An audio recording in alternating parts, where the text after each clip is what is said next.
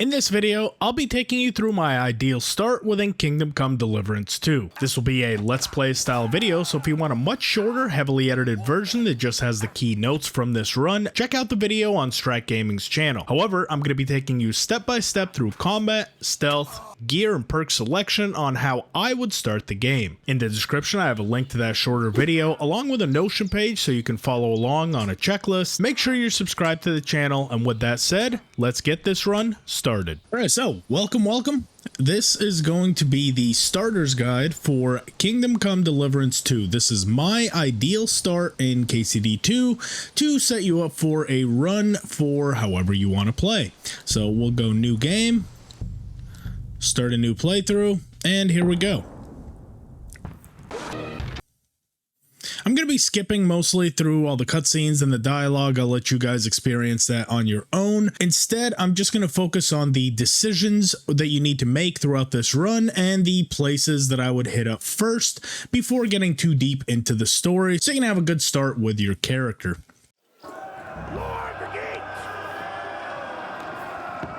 Now, this part here where we play as Godwin, it just serves as a little bit of a prequel, so it doesn't really have any effect on your character's build. It's just meant to set up the story, so I'm mostly just going to go ahead and skip through this part. You're more welcome to play through it yourself and experience it, but just know that this, however you perform here, doesn't really have any effect on the character build that you plan to do.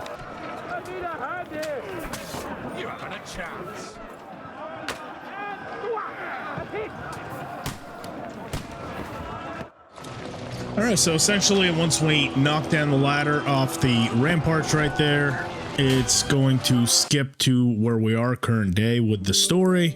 And then from here, it's a little bit more banter. Once again, I will be skipping this for the purposes of this, but this is a story-driven game, so I definitely recommend watching through it. But just to get through this a little bit faster, I personally am going to be skipping it.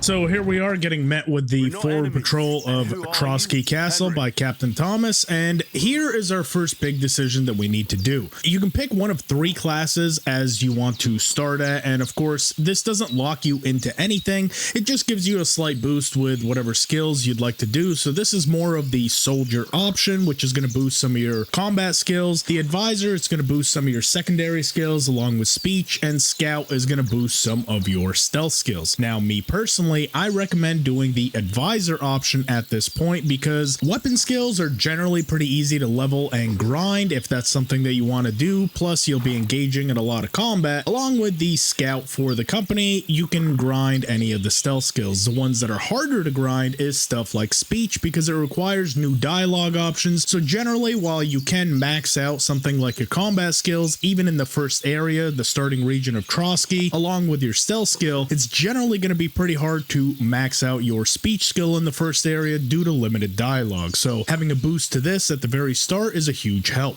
I'm Lord Capon's advisor. Now here we're going to have our first chance at a stat check, and once again we can pick either the charisma option, which is quite high, we can pick the knight option, or we can use our speech skill, which, because we did choose it, this should be easily passed even at this point in the story. What's more, I assure you we have no evil intentions. You can And there we are, we were successful, which is not only going to give us some reputation, it's also going to give us some additional skill. We're going to make camp, and then right here we are only going to have 1 or 2 important things that we need to do. So first things first, we can talk to Oates here, call Mutt off. Then I recommend going through the rest of the camp and just speaking to everyone here. It's just going to give us some very basic speech skill, and you're more welcome to actually talk to them and listen to what they have to say. I've already been through this a few times, so I'm going to skip through it and just take the XP. As we talk to Oates right here, we can go ahead and pick the charisma option. We should easily pass this with him. The speech option will typically fail, but that way we get something to eat for Mutt. We can go ahead and interact with him, give him the smoked sausage. Now, as we go over here, we're able to play tankard in dice. Now, if you like the dice minigame, then you're more welcome to come back here. And inside this chest, we'll have a weighted die. The weighted die is very good to have at this point, especially for dice, given that it suspiciously tends to land on 1, which if you've ever played the dice minigame, 1s and 5s are going to be what you want to roll. So as we talk to Tankard here, instead of asking shall we play, we can go through all the rest of his dialogue once again to grind out a little bit of speech. And then if we choose to play dice with him, we'll also grind out a little bit of speech and some agility. So we get agility every time that we play dice, and it's pretty low risk since you don't actually lose any money if you lose here. But feel free to skip this part if you don't want to play the dice. I personally like the dice minigame, so I will go ahead and partake. I also feel like this is a good time to let you know how to play, just in case you are unfamiliar with it. So essentially, we have dice combinations that we can select. So 100 for 1s, 50 for 5s, and then we also have some sets over here. 1 through 5 is 500 points, 2 through 6 is 750, and if we get all the way a run from 1 to 6, it's 1500. We can also pick triples, so as you see right here, 3 1s is 100, 3 2s is 200, 3 3s is 300, etc., etc. The goal is to try to get the highest score possible per roll that we do. So for example, if you get 3 5s on one turn and then you roll again and get another 5, that doesn't add to the previous score. It's per roll that this is all scored on. So let's go through a full round here and I can tell you what I generally like to pick. So here we've got a 1 and a 5. Both of these are scoreable. None of the rest of them are. And because this is a weighted die that's heavily loaded towards 1s, I like to keep that on the board until I absolutely have to take it. So in this case, I'm actually going to take the 5, and then we're going to roll again. And there we go. That is 1,000 points right there. So see how we got 3 1s. Each of these individually are 100 points. And then we take 1, 2, 3. And now when we pass, we're going to go ahead and win. Generally, that is going to be the way that I like to play dice. Now, as we get Oates' Ring, we can come over here, speak to Oates. This is optional. We already got the sausage from him, but because we can't hang on to the ring, we might as well get some goodwill in the tutorial. Give him back his ring. Now, before speaking to Hans Capon, we're going to go back into this cave right here. This is very important because we'll be back for this later. We're going to open this chest, and then we're going to put the weighted die back, along with all 1,403 groschen, right? This is going to go away from us as soon as we leave this area, so we can at least come back for part of it a little bit later on in the playthrough, which we will get to. Now, we are welcome to go and speak to Hans Capon. Generally, you don't need to do too much grinding here for 2 reasons. Any gear that you typically collect in this part is about to get taken away from you anyway, and you're about to lose a lot of the levels that you gain, so the grind is really not necessary. Now, as we speak to Hans Capon here, we're going to have the option to spar him, which this will give us a good chance to take a look at the combat system, and I'll have some pointers for you that the game, I feel like, does a pretty poor job of explaining. So as we get into combat here, as we look down below, the red bar is going to be your health, the yellow is going to be your stamina, and then that purple bar is your opponent's health, which it won't go down in this training, but we will see it come in a little bit later. Because this is a training sword, we're not going to be doing a whole lot of damage, but this is going to give us the timing for how combat is going to take place. So as we see, we have 4 separate attack directions, so we can attack from the left, from the right, from the top, or down below. We can stab. You still have to take care you have strength left to defend. I'm going to skip this until we get to the sparring duel with Hans Capon, and then we can talk about some of the tactics used on how to deal with opponents that might be a little bit stronger than you, and what I recommend as far as effective offense. So this part here, I have a little bit of an issue with because the game puts such emphasis into this riposte system, but I don't feel like this is the most effective way to honestly land damage, especially against high-level opponents. And for the most part, really, if you you get into these long riposte battles, you're generally going to drain yourself of stamina. And what the game also doesn't tell you is there's actually a dodge button that you can use that I find to be much more effective for creating openings, especially for hitting the opponent. So I'll cover that right here. So hit him on his unprotected side. Now, what we can also showcase here is there's actually a charged, like a heavy attack system in the game that the game just does not tell you at all. So you do this by holding back the attack button, and you can see the stamina will go down just a little bit, but we are fully charged in the attack. And these are generally going to be a little bit harder to block for the opponents, and it's going to do a little bit of extra damage. Now, as we're here, we can also use this to showcase feints. So notice how I'm on the right side and my arm is cocked back. Now, before I release, I can change the direction of my attack, and that'll be a feint. And I can do this in any direction that I want. So for example, that was a stab. We're going to cock this all the way back and go down. Before release, not only will that do extra damage, it's also going to give us a feint. So here we are back, and then right before releasing, down below. That is generally a good way to set up any combos that you want to try and do. So you cock it back on one side, and then you can swap directions before releasing the attack button.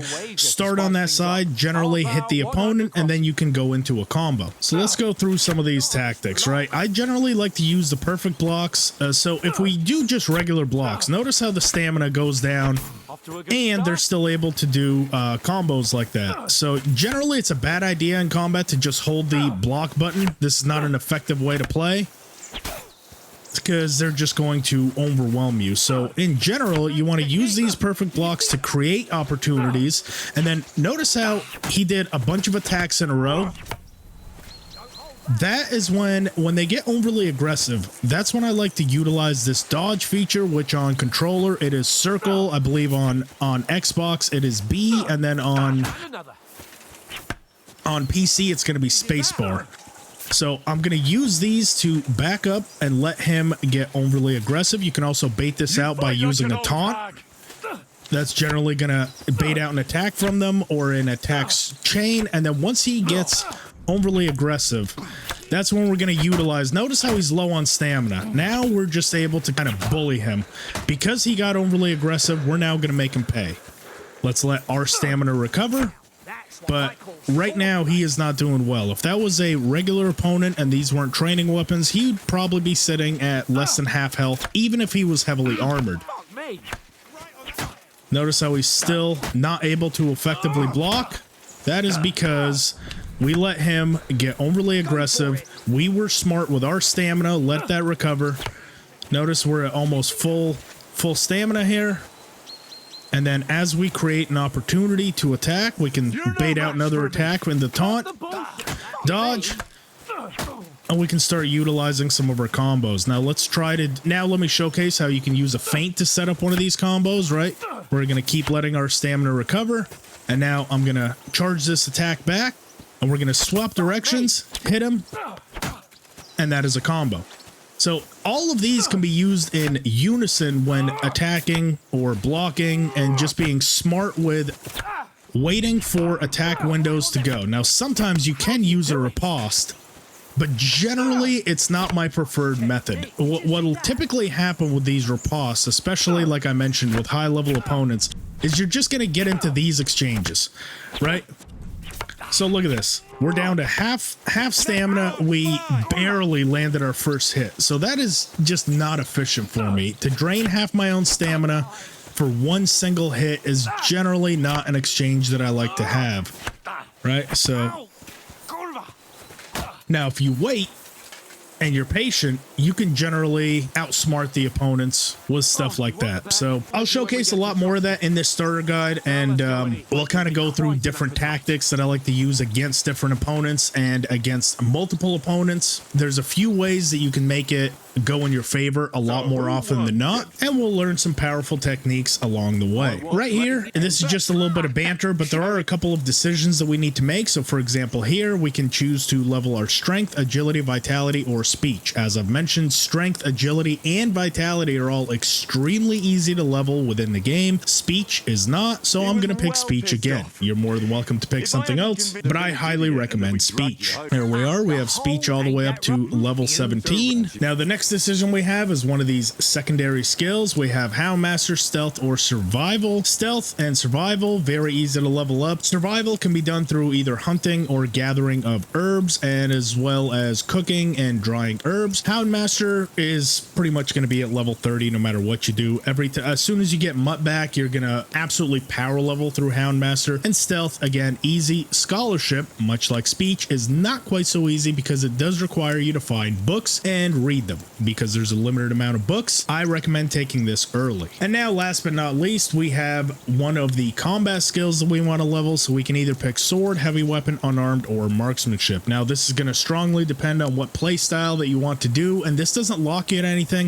It just gives you that initial level at the very start of the game, which can give it a little bit of a helping hand. I would generally recommend either sword or marksmanship. Unarmed, you don't really get into a whole lot of unarmed scraps, particularly against opponents with weapons. And heavy weapons, I personally feel very sluggish to me, but if you're doing an unarmed only build or a heavy weapons build, this would be a good time to take it. However, I would strongly recommend either swords. Because I plan to use a bow throughout the rest of this run, I'm going to go for marksmanship. Now, after a little bit of friendly banter, we're going to go and take a bath in the lake. We have our stealth tutorial here with Sir Hans Capon, so we're going to crouch down, follow him along, and learn about some of the stealth mechanics that are within the game, but I'll also show how they can be more useful as we go on. So take note, press R1 to throw a pebble next to the girl. So this not only works in stealth, but this also has a couple of other useful applications that we can use throughout our run. So here, just take note that you do have to be crouched down in order for this to work. So this only works if you're in stealth, but as I mentioned, this actually has a few different applications we can use this for, along with a feature that the game doesn't showcase at all, which is if you're standing up and you call for your horse, it's going to be a loud whistle like this. Oh, I guess you can't whistle in this part. Okay, I'll showcase that in a little bit, but as you're crouched down, it's a very quiet whistle. I'll have plenty of chances to show this throughout this guide. Now here, it doesn't really matter. We can run up to this area. Once again, I strongly recommend you watch this cutscene. For purposes of this, I'm going to be skipping it. Now, as we get here with Hans Capon, it's another little guided stealth tutorial in a way, as you're trying to avoid for enemies. And as you notice that little rabbit up top, that's going to give us different status effects that the enemies have for us. So you notice the rabbit with the magnifying glass right now. That means that they know who they're looking for and they're actively searching for us, right? When it goes away, that means we're safe. If we take a pebble here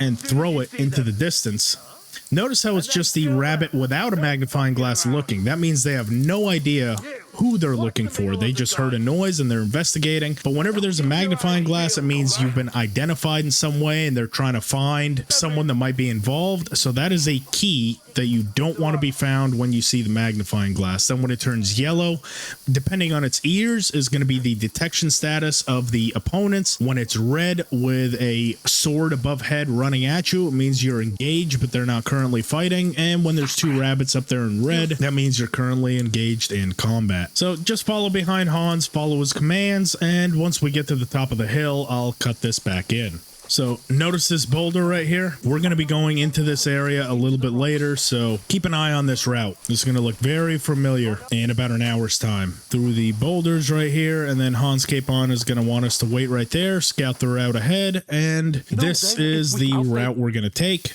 We're going to go into this opening right here, run all the way to the end. Don't worry about being discovered here. Now, once you come to this little T-junction, make a left, follow it down, and we should come to this little clearing right here, which when we wait for a second or two, Hans is going to be right behind us. And now we'll have our first little encounter with a bandit in live combat.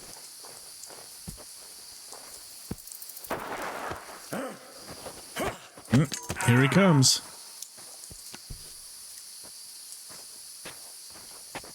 Now you're gonna get it. All right, so here we are, low health against a bandit. If you're not familiar with the combat system, this is a good time to practice. So try to practice some of those techniques that we were doing with Hans Capon. We can practice some blocks, get the timing down on those. We can try to do like some feints, right? So we're here, attack, try to get a combo off, right? Something like this, but it's not really all that critical. So watch, I'm not going to block this. We're going to lose, and the cutscene plays out the same as normal, so don't put too much stock into winning that. You really don't have to.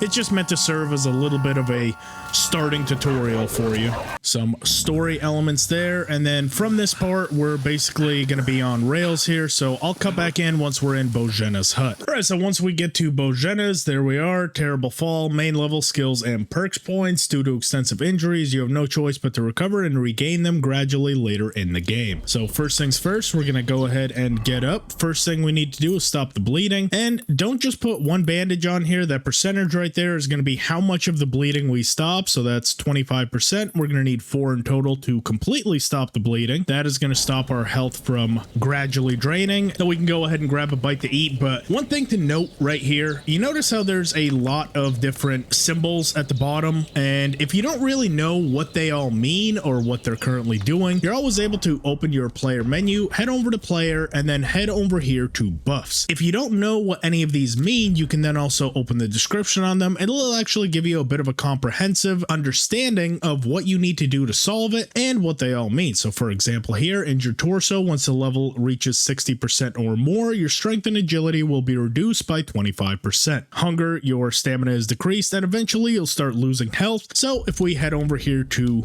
our skills, we notice here stamina is 115 right now because we have a 14-point debuff, and in the bottom right we can see the max is 127, but currently we have 115. Head back over here to the buffs, and you stink. Not only is it pleasant for people around you, but the stench will give you away if you're trying to pass unnoticed, so it's also hurting our stealth skill. So that's a fun little thing. The game never really highlights that you can go over here to your buffs and see any sort of positive buffs you have, any sort of debuffs or injuries that you have. If you ever don't know what they mean just off the symbols, you can always scroll to that portion of your player menu. Now, as we eat, each time we eat from the cooking pot, we should get 15 points of nourishment back, and we can eat up to 4 times, good for a total of 60 nourishment at each cooking pot we go to. So there we are, that's 4 attempts. We're up to 84 nourishment, which is plenty, and now we can go out here, and what I strongly recommend, head over here to this dead bastard, as the game describes it, and we can go ahead and grab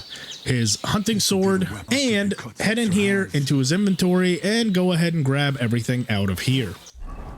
Feel free to equip this, and the hunter's belt is going to be very crucial because this is going to be what allows us to equip multiple weapons. And then the rest of the stuff just gives us some basic defense skills, and notice how now we can choose which slot we want that hunting sword in. Head over here to the trough so we can go ahead and wash ourselves off, get all the blood off our clothing, and stop stinking. Head this way for a weak savior schnapps, some bread, apples, and cheese. All right, so after speaking to Bojena, we can head out here, go ahead and grab this spade, and I strongly recommend hiding this body for a reason. So there's going to be some bandits that come in looking for him, and if they see the body dead right there, they're pretty much immediately going to attack you right off the bat. Now, if you hide the body, you have plausible deniability that you never saw him, and you should be able to speech check your way out of the encounter, and that's important for 2 reasons. 1, right now the skills are fairly low, but 2, both characters actually show up a little bit later on in the story with some unique dialogue. So if you're someone that is story based and likes to see everything that the game has to offer, strongly recommend keeping them alive. Now, before we start digging here, digging is going to be one of the dirtiest tasks that we can do, and it's going to make you stink very quickly. So I strongly recommend switching out of the clothing by switching your outfit to just your underwear before you start digging. That way you're not making every single set of clothes you have completely dirty. Go ahead and bury the body. And now we're free to go. We can equip that clothing back on now that we are all done digging. And we can go up top to Bojena's meadow to collect some of the plants that we need for this potion. So now that we've made it up to Bojena's meadow, for the chamomile brew that we're about to brew, what we need is sage, which is this purple flower right here. We're going to go ahead and gather up a few different handfuls of this. right? Don't just do it once. We're going to do a couple different times. And then we've also got chamomile right here. Same thing. We're going to actually gather a few handfuls. Right, I've got all the herbs I need. So back to Bojena on the double. There's a nice little cluster right here as well. And I'd say anywhere from 10 to 20 is a good starting point for all these herbs. But then additionally, while we're up here, the other two that I strongly recommend getting early is going to be nettles and belladonna. So this is going to be what nettles look like. They look kind of like prickly weeds. And there should be quite an abundance of these up here. I'm going to go ahead and pick several handfuls of the nettles as well. And the other one that we're going to want to look for is belladonna. Now, belladonna is kind of like a bush looking one with some purple flowers, which I did just see up here somewhere. Here we are. So this is going to be belladonna right here. Now, as we stare at this tree right here, which is Bojena's meadow, if we actually head back down the hill a little bit towards the cliff, we're going to find another good sized cluster of belladonna down here as well. So here we are. We're going to pick all the belladonna that we can because this one is kind of rare to find within the open world. All the rest are fairly easy. Belladonna, herb paris, any of the poisonous herbs used for crafting poisons or savior schnapps are kind of a rarity. So every time you run across them, you should be picking them, in my opinion. But that's just me. So as we're headed back down to Bojena, we see we have another cluster right there and another cluster right there. That should be more than enough for the time being and to get us the purposes of what we need. Any more nettles we can grab on the way down, we will go ahead and take. But generally, this is a good starting point. We have about 7 nettles, 15 sage, 18 chamomile, and 12 belladonna. That is more than enough for the purposes of this guide. Now we hear that the dog is barking, Could something have happened at Bojena's? so we can head down here. And because the body's gone, they are not going to be aggressive right off the bat. They're actually going to want to talk things out with us. And like I said, we can pass a speech check here as long as we do the right options. So they claim they're from Lord von Burgau. They definitely don't look like von Burgau's men. They look more like bandits. And then if we pick the speech option here, you're looking in the wrong place. We have a very high likelihood of passing it, especially if we pick both speech options towards the beginning. Let's go ahead and wash ourselves off, and we can get into this tutorial that Bojena is going to give us for crafting potions. Now, unfortunately, this goes extremely slowly. Potion crafting is not this slow in the open world as this tutorial makes it out the seam. They kind of drag it on a little while. So I'm just going to go through the tutorial very slowly. I'll skip that part since she does an okay job of explaining everything, but I'm going to show you how much more efficient it is when she isn't harping over your shoulder and telling you exactly what to do. Yeah, this part is pretty slow. All right, so we've finished the tutorial right here. Very slow, kind of agonizing. It really doesn't go that slowly when you do it in the open world. So let me show you what an actual brew should realistically look like. That one's just kind of a little bit agonizing. So unfortunately, no matter what you do, she takes all 3 strong chamomile brews from you. But the reason that we picked extra herbs is we're actually going to take this opportunity here to go back and brew a few more potions. And because we automatically learned the recipe for the chamomile decoction, we're going to go ahead and do that. So realistically, as long as you have all the ingredients, you can just hold the X button for myself to go ahead and prepare everything you need. So all the herbs are going to be sitting there for you and we can follow the recipe. So first thing we need is wine. Make sure we get the right base in there. Then we're going to take 2 handfuls of the chamomile, drop that into the pot.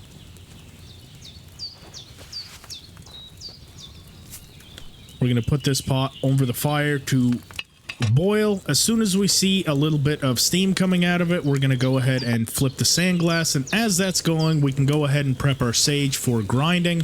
Don't grind it just yet because the grinding actually takes a little bit longer than the 1 turn that is required.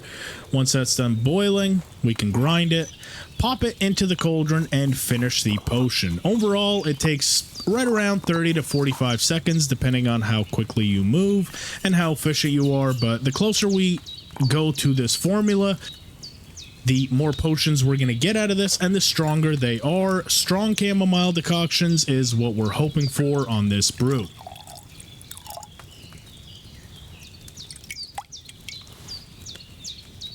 So there we are. We've got the strong chamomile brew, and we've got a total of 3 of them. I'm going to go ahead and do this 2 more times, and I suggest you do too for a couple of reasons, which I'll get into in just a minute. So we're going to do that exact same thing 2 more times for a planned total of about 9 chamomile brews, which really help out in the early game, as chamomile brews up your energy recovery and health recovery, which is particularly useful in the early game. And while we have this endless amount of time here in the tutorial, we might as well take advantage of it. So I'll cut back in once I brew this 2 more times, and I'll let you know what to do from here. So actually, this is a good opportunity. So I kind of messed that one up a little bit on purpose to show what happens if you don't brew the potion properly. So for example, I know there the chamomile brewed for way too long. So if you actually mess up a potion in any sort of way, once you finish, Henry is going to audibly tell you what you did wrong and the reason that you didn't get a strong result. So listen here, I bet you he's going to say that we brewed the chamomile for too long as we finish this potion. This is either going to be a regular brew or a weak brew, depending on how burnt that chamomile is. But listen. Maybe I boiled that chamomile longer than I should have. Right there. And we only got 2 potions out of that, which is fine. It's better to show it now rather than later on in a run. But that's why it's important to follow that recipe exactly. We boil it for about 2 turns rather than 1. So let's go one final brew here. We're going to look for the strong results and then probably go to bed. So there we are. We got 3 strong chamomile brews. We can go ahead and end this session, and let me show you the real difference between having a strong potion of something and a weak one. So if we head over here to our food, we see the chamomile brew. There's only 2 of them there. For 1 day, sleep will heal you 3 times faster. However, with a strong chamomile brew, it heals us 4 times faster, and we restore energy 2 times faster as we sleep. So it really does benefit to have a stronger variant as opposed to a weaker one, because not only does the stronger one give us 15 energy rather than 10, it gives us less nourishment, so we're able to drink more, and it's worth about 10 groschen more, or about 33.33%. So there's only upside to getting some strong results by brewing the potions correctly. Now for now, we've got about 8 of those. That is more than enough. Let's head out here to the garden. We can also gather up some more of these rarer herbs, that being comfrey, a couple handfuls of that, couple handfuls of the marigold right here, and a couple of the St. John's. That is more than enough for the starting area. Let's head inside and we can go to sleep. Before we do, we picked up all that food earlier. Let's go ahead and eat all this. But if we want to also level a little bit more survival, we can actually go over here and cook it. So it doesn't give a whole lot of survival XP, but every little bit counts. So if we look at our survival, the current XP is 15. If we decide to cook all 6 of those apples, both carrots and the onion, we went from 15 to 24. Again, it's not much, but if you're going to be eating the food anyway, we might as well get a little bit of extra XP. That also goes for drying food, smoking food, or drying herbs. Anytime we get any sort of food, if there's some sort of action we can take that is fairly easy to do, we'll go ahead and take advantage of. Let's get our nourishment nice and high. We can go ahead and sleep and save. We did overeat a little bit, not a huge deal. We're going to get a slight debuff, but in this part, it really doesn't matter. We're not going to be doing a whole lot of combat in the very beginning, so no big deal. So we still have more than enough nourishment there. We can also take the bread and bacon right here for later. Have a seat. We can have this conversation here. This is going to give us some story points from the first game. I'm going to skip this, but I'd strongly recommend watching through it because it is quite interesting. And as we see, as we end the dialogue, we actually got something in our inventory, which is this recipe for Savior Schnapps. Now we can go ahead and learn this right away. And if we look at the recipe within our book, we see that we have a check mark next to the name along with a number. So what that means is you have enough ingredients in total to craft this 6 separate times, assuming you get a strong variant. That is 18 Savior Schnapps that we can craft at this time. We're going to take advantage of this right away, since saving, especially in this guide, is going to be pretty crucial as some key elements. So before speaking to Hans, don't speak to him just yet. Head back in here, and that's also part of the reason why we grabbed all that belladonna and nettle, since these are the necessary ingredients for these Savior Schnapps. As we look at the recipe, we see we need wine, a handful of nettles, and 2 handfuls of belladonna. Add the nettles and boil for 2 turns. So we'll prepare the recipe, grab the wine,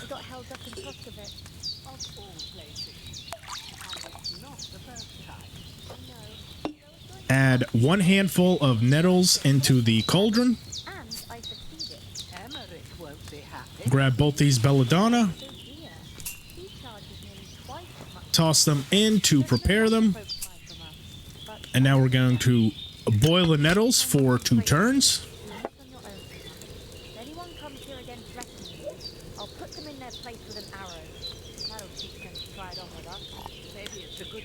And the sand glass is about 10 seconds, so if you can count in your head about 10 seconds, that's going to be 1 turn, so you don't actually have to turn this sand glass if you don't want to. As long as you're keeping track of how long it's boiling, that's going to be good enough. So I think that was about 2 turns. We can go ahead and put this ground belladonna in there. We're going to need another 10 seconds. And watch, I'm going to count out loud with this sand glass, and you'll see it's right around 10 seconds. 1, 2, 3, 4, 5, 6, 7, 8, 9, 10. And that is the full turn. So a nice little trick right there if you're doing other stuff like grinding, or you have other stuff that you want to prep. As long as you're counting in your head for about 10 seconds, that's 1 turn, which is helpful for recipes that ask you to do something for, say, 3 turns. Count out 30 seconds or set up your phone with a timer, and that way you don't have to keep turning the sand glass. There we are. We have 3 strong Savior Schnapps. We're going to go ahead and do this 2 more times, and I'll show you why in just a second. Alright, so now that we've finished this final brew of Savior Schnapps, we're going to have a hidden perk unlock, which is called Lab Dweller, as you see in the top right.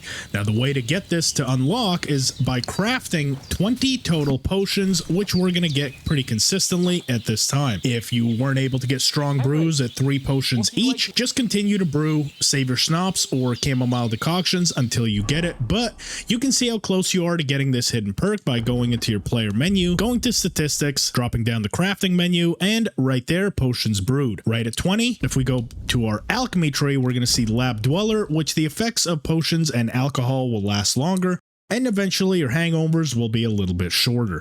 This is a strong hidden perk to have very early on in the game, because then stuff like healing potions and chamomile brews or Savior Schnapps will actually last longer. Now, the other difference that we can see, because we were able to brew a few strong Savior Schnapps, we have a weak one here, which simply saves the game, but because we now have 9 strong Savior Schnapps, not only does it save the game, it also heals 20 points of health and increases strength, vitality, and agility by 2 for up to 5 minutes. So these are very good to have early on in the game, along with a hidden perk that we can unlock before even getting into the open world. That is all good stuff. Now, once that's all taken care of, we can come out here for one last pass, maybe wash ourselves one last time. And once we speak to Hans, we're going to leave Bojena's here, and we can proceed further with the story. Now, getting into this part, we're still not technically in the open world. There's just some more banter that we can have. I recommend that we go through all the dialogue that is available to us once again for a bit more speech XP. We're going to meet with Cavern here in the tavern. Feel free to listen to all that and watch all the cutscene. It does set stuff up pretty nicely. But once again, doesn't really matter what you pick.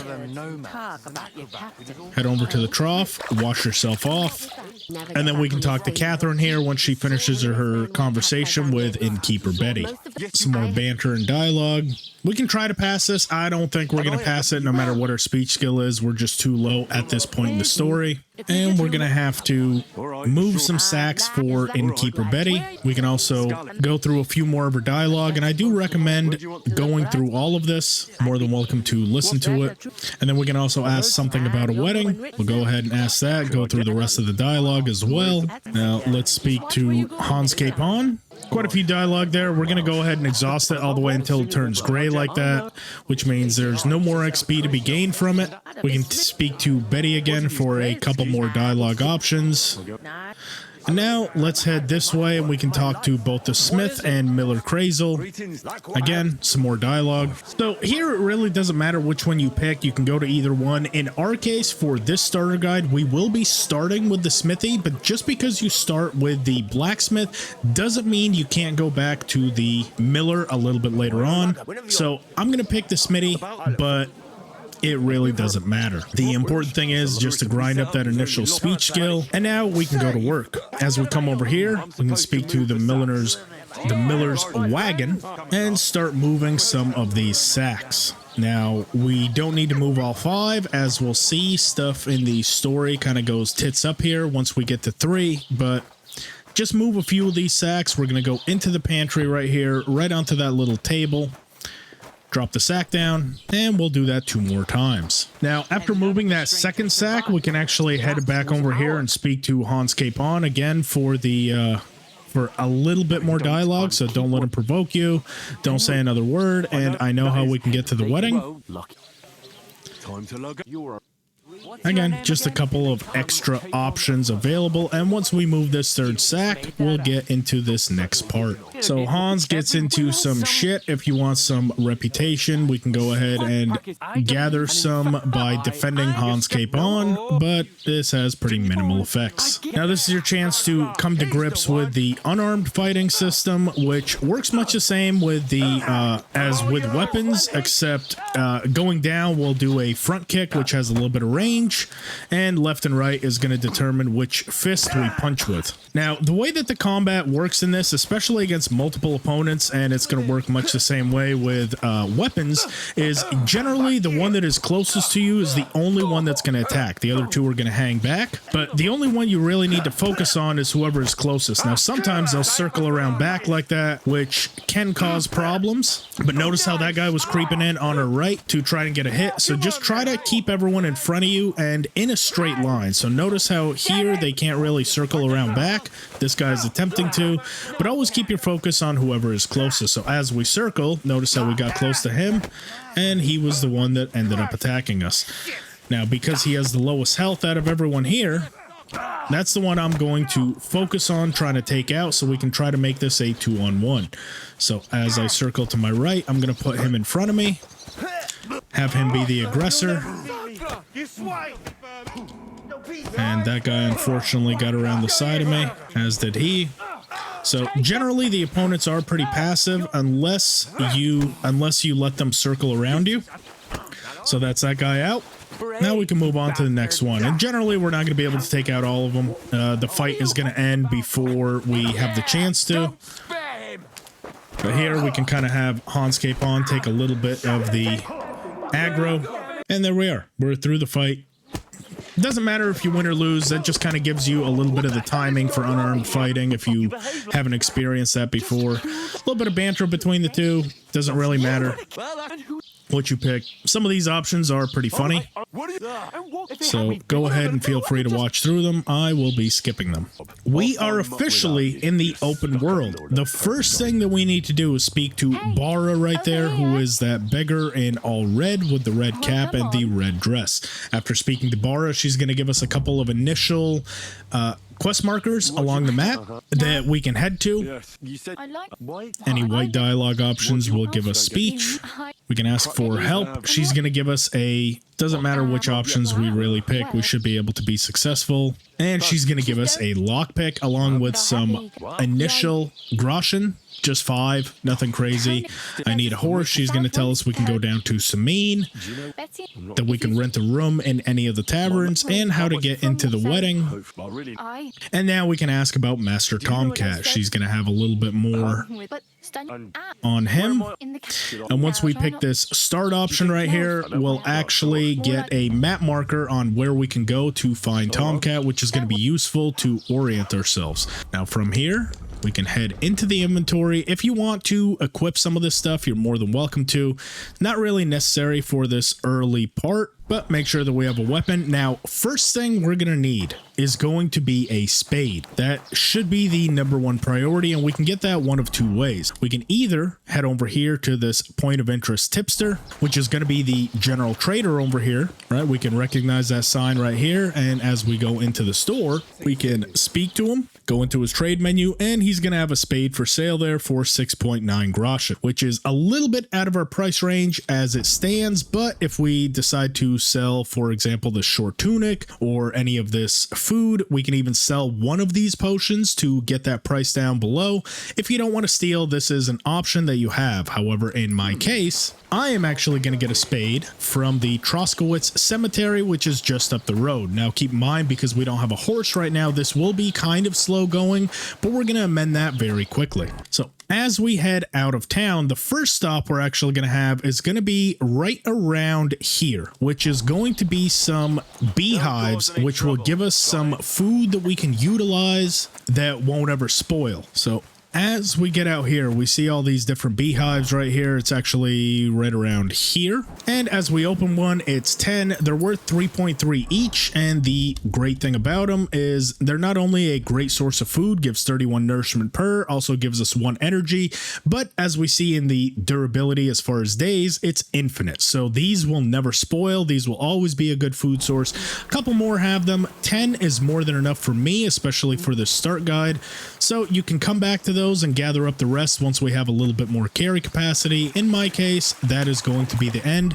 Now we're going to head back onto this main road here in Troskowitz, and we're going to follow it out east until we hit the cemetery, which is right around here. So here we are at the Troskowitz cemetery, and right around here, right around this shed, there's going to be a free spade that we can steal. However, if you do choose to go this way, make sure you're not seen, and there's a few pretty good ways that we can ensure that. The Widow Margaret is generally going to be here along with Gravedigger Ignatius, who I don't see, but this is going to be the spade that we can go ahead and steal, and as we see, it is a steal option. Now if you don't want to get caught, we can always crouch down in this doorway. We can throw a rock to get Widow Margaret to look away just to ensure she doesn't see us. So now that she's facing the other way, let's go ahead and grab this spade. And because we weren't seen doing it, we can get out of the area, and she shouldn't be very suspicious of our crime. Now that we have the spade, there's a couple more places we're going to stop at. The first of which is going to be, we're going to go back into Troskowitz, head out the western side, and then make a right at this T-junction right here and head up the road till about right here. Now, as we get to this portion of the map, which is actually a bit sooner than I thought, it's actually going to be in here. We're going to have an abandoned camp in here, which we can go ahead, go in, and right here on the left, we got a sack. Not only does it have some dried perch, which will never spoil,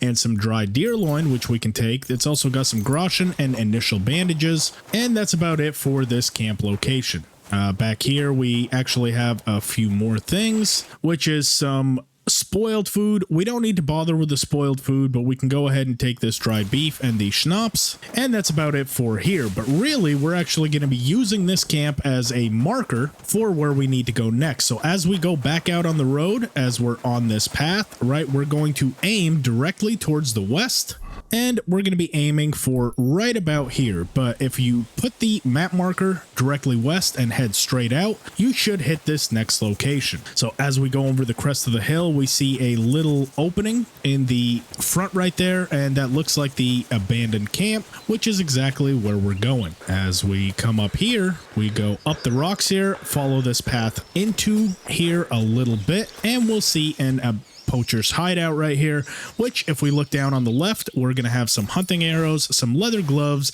some cheap wine, dried cheese, marksman kit, and a couple of skins. Now, you're more welcome to take the boar hide since it is one of the higher rated ones. We can go ahead and grab that. But the other reason that we're here at this location is if we're standing right in the center of the spot and we look directly south, there should be a little nest up here, which, remember how I said at the beginning the rock throwing is actually more useful than just for stealth? Well, we can actually knock down these nest locations with the rocks. Now, you can't just put your marker directly on it. You're going to aim a little bit up and to the left, and we should be able to hit this mark. Sometimes it'll take a couple of hits, but that's okay because we have infinite rock. Now, as we go towards this nest, which is easier said than done because sometimes, there it is. So examine nest, and inside we'll find a pair of spectacles that are worth 250 groschen. Go ahead and grab those, and we are all done at this location. We can also grab a couple of better hunting arrows, but that's about it for now. Let's head back out towards the main road, and our next stop is going to be right about here, just south of Troskowitz. We're going to come across some graves here, which is what that spade was going to be used for. Just head back out on the main road, go back, and then follow south. And as soon as you hit about the wooded area, make a left, and we should be able to follow the ridge line right there, right to these graves. Now, as we get about here on the map, we're just going to follow this tree line around, and we should stumble upon the graves right here. And there should be two sets. So there's one right here and another one right there. Once again, unless you want to be completely covered in dirt, I recommend switching to just your underwear. And with that spade in hand, we can go ahead and dig up this first one, which is going to have a shield and some starting gear for us. Another of Von Berger. And the shield is actually pretty good. Now we've also got a mace, a padded coif, and some worn gambeson along with that, which we can use to either sell or do whatever we want with once we can pick it up. Then head over here to the second grave, rob this one as well. Another of Von Bergov's men? And then take this bearded axe, another shield, a servant's hood, and some jointed hose. Now, it's not the best gear, but for the starting place, it's gonna do just fine. Now we can go ahead and get our decent gear on, head back to our map, and the way we're gonna get to Sameen, which is our next stop for a horse, is go back out onto this main road, go to this fork right here. There should be a shrine location here, and then we're gonna follow this road all the way southwest until we hit Sameen. So long before we even get there, we can actually see the Tower of Sameen right there in the distance. So that's the spot you should be aiming for. Even if you don't have it up on your map just yet, just be on the lookout for that big white building with a brown top, and as long as you hit there, you'll be just fine. Now, just before we enter Sameen, which is going to be this building right here, we're actually going to make a slight detour to the Sameen Pond right here and go to the northern side right about here for a couple more items. Now, as we come across this nest, it's actually right here down below. We don't even need to knock it down to access it. As you can see, we can actually examine the nest while it's still up there, and inside we'll find a lockpick. Now, as we follow this bank around, we'll come up to a dock where there's going to be a sack with a couple more useful items for us in this early part. So as we approach onto the dock, we're going to look into this basket here where we see a dagger, some bacon, and Troskowitz beer,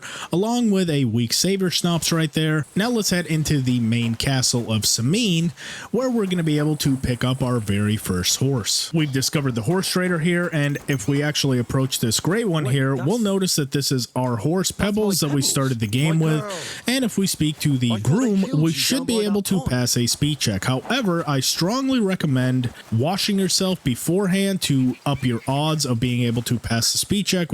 We can do the laundry right there, wash ourselves off so we don't stink, then head back over to the groom, and if you followed this guide up to this point, you should have a fairly decent speech skill, so we'll actually be able to get Pebbles for free. Take the option to ask for Pebbles, and then if we ask him to be reasonable, he will give it to you as long as you have a 7 or above in this skill. He'll actually give him to you for free. Wait 1 hour for him to prep the horse for you, and now we can call the horse over by hitting triangle or whatever button. I think it's X on PC. But the other thing is, if we head over here to our armor, we'll actually see that we automatically got a bridle and a poor quality leather saddle, which we can move onto the horse. and immediately equip to up the not only the carry capacity but also the stamina by 2. Not very good, but the 20 more carry capacity is actually quite good. From here, if we want to take any of the excess items that we're not currently wearing, we can move them onto our horse along with any of these excess items. Equip the torch and the dagger, and we are ready to move forward. Now from here, what we're actually going to do is make a stop. Our next aim point is going to be right here at Miller Crazel. Now we're not going to be starting his quest just yet, but this is a good spot on the map to go. As we leave Adasamine, aim for this spot here, and we'll cut back in once we get over to the Miller. All right, so now that we've made our way over to the Miller, we're actually going to keep following this path to the south, and then we're going to take this little small goat's path along the way here, and our aim point should be right about there. You'll notice the spot because we'll come to a clearing, and that is going to be our destination. So here we are at the fresh clearing. Now, this is going to be the first spot where we can make some initial money. Now, as we head down the path right here, we'll actually look up and there's another little nest right here nestled on top of this broken down tree, which we can throw a rock at to knock down as long as you can hit it. There we are.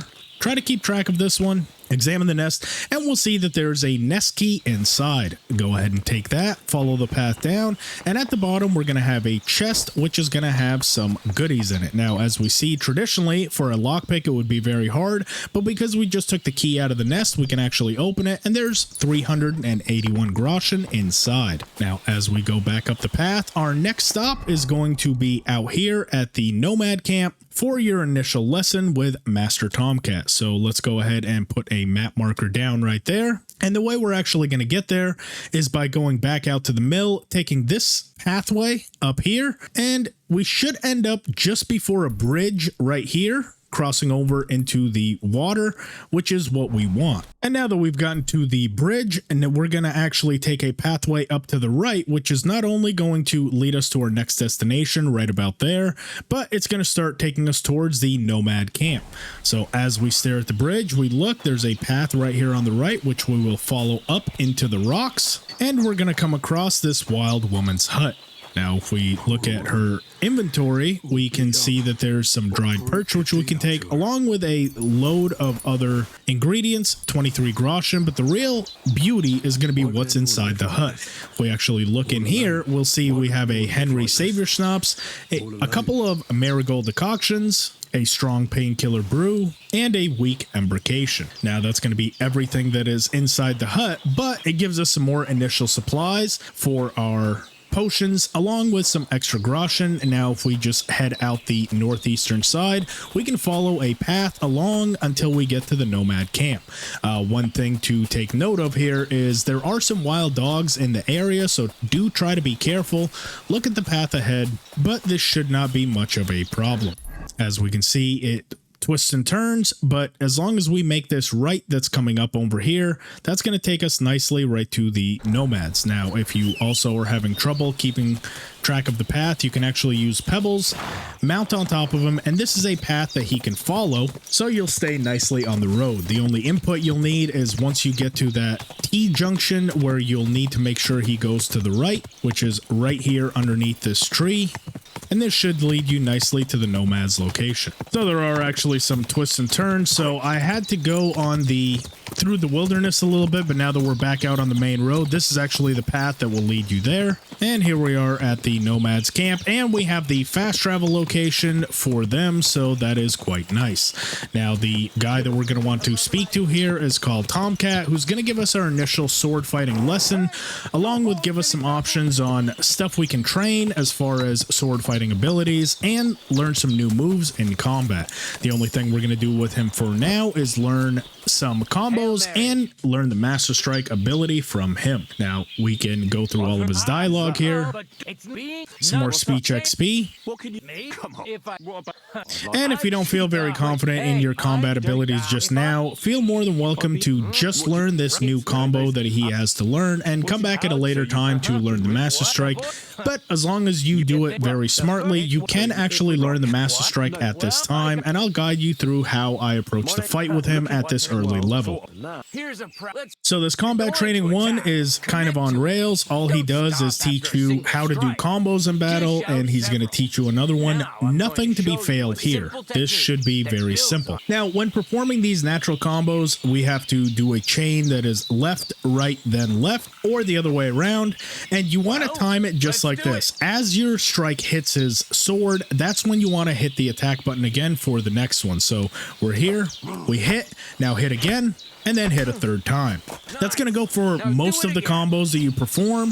And the other key note to do is you don't actually have to hit all 3. Now, the way I prefer setting up my combos is once again doing this charge strike right here, holding it back, and then switching the direction, because then you'll get a hit off, and then you can do the combo from there. However, for this initial part, if you're not confident with that, just do it the proper way.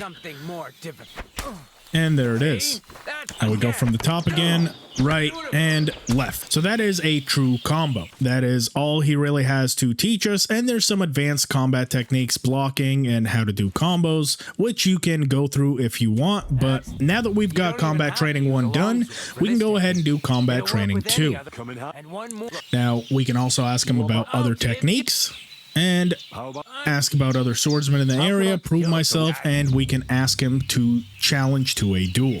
Now, you can go ahead and do this right off the bat, because you will get a save point for completing Combat Tutorial 1. So if you're unsuccessful on your first try, you're more than welcome to reload that prior save and try again. So we'll go ahead and challenge him to a duel, and there's a very specific way that you should approach this fight. The number one thing against Tomcat is never use the riposte. It might work 1 or 2 times, but the problem is it sets your weapon to a place where he can almost always Master Strike you coming out of it.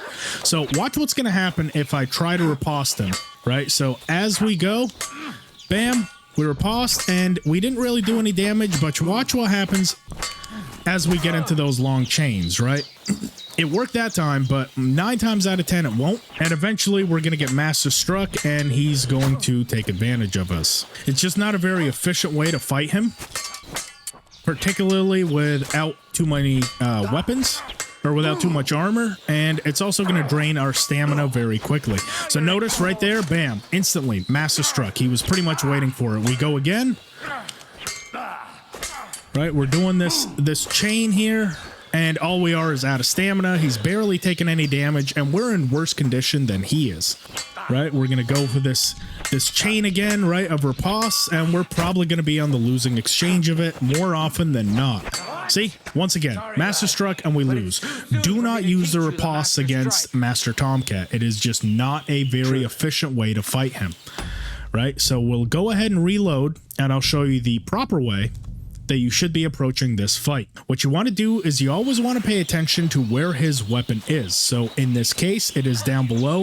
We don't want to attack anywhere from the top. In this case, we don't want to attack from the right. Slowly watch where his weapon is, and the only places we should be attacking is, so notice how the weapon is on the right. We can attack from the top, the bottom, or the right side as well. We don't want to attack from the left, right? So here we can attack from the right. He might block it, but he will not Master Strike us.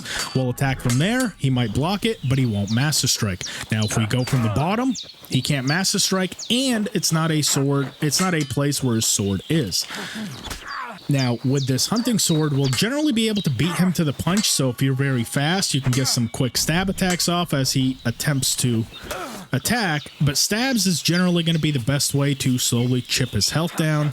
And then otherwise, just sit back, do the perfect block so you're not draining stamina, and slowly chip his health down. It is quite easy to do as long as you are patient, but if you try to get overly aggressive, he will pretty much always make you pay for it. And because we have very low and minimal armor, 1 or 2 hits and you're going to be done here. Now, as I mentioned, you can always come back at a later time when you're a little bit better equipped, but if you're able to pull this off and you're patient, there's no reason why you shouldn't be able to learn the Master Strikes at this point.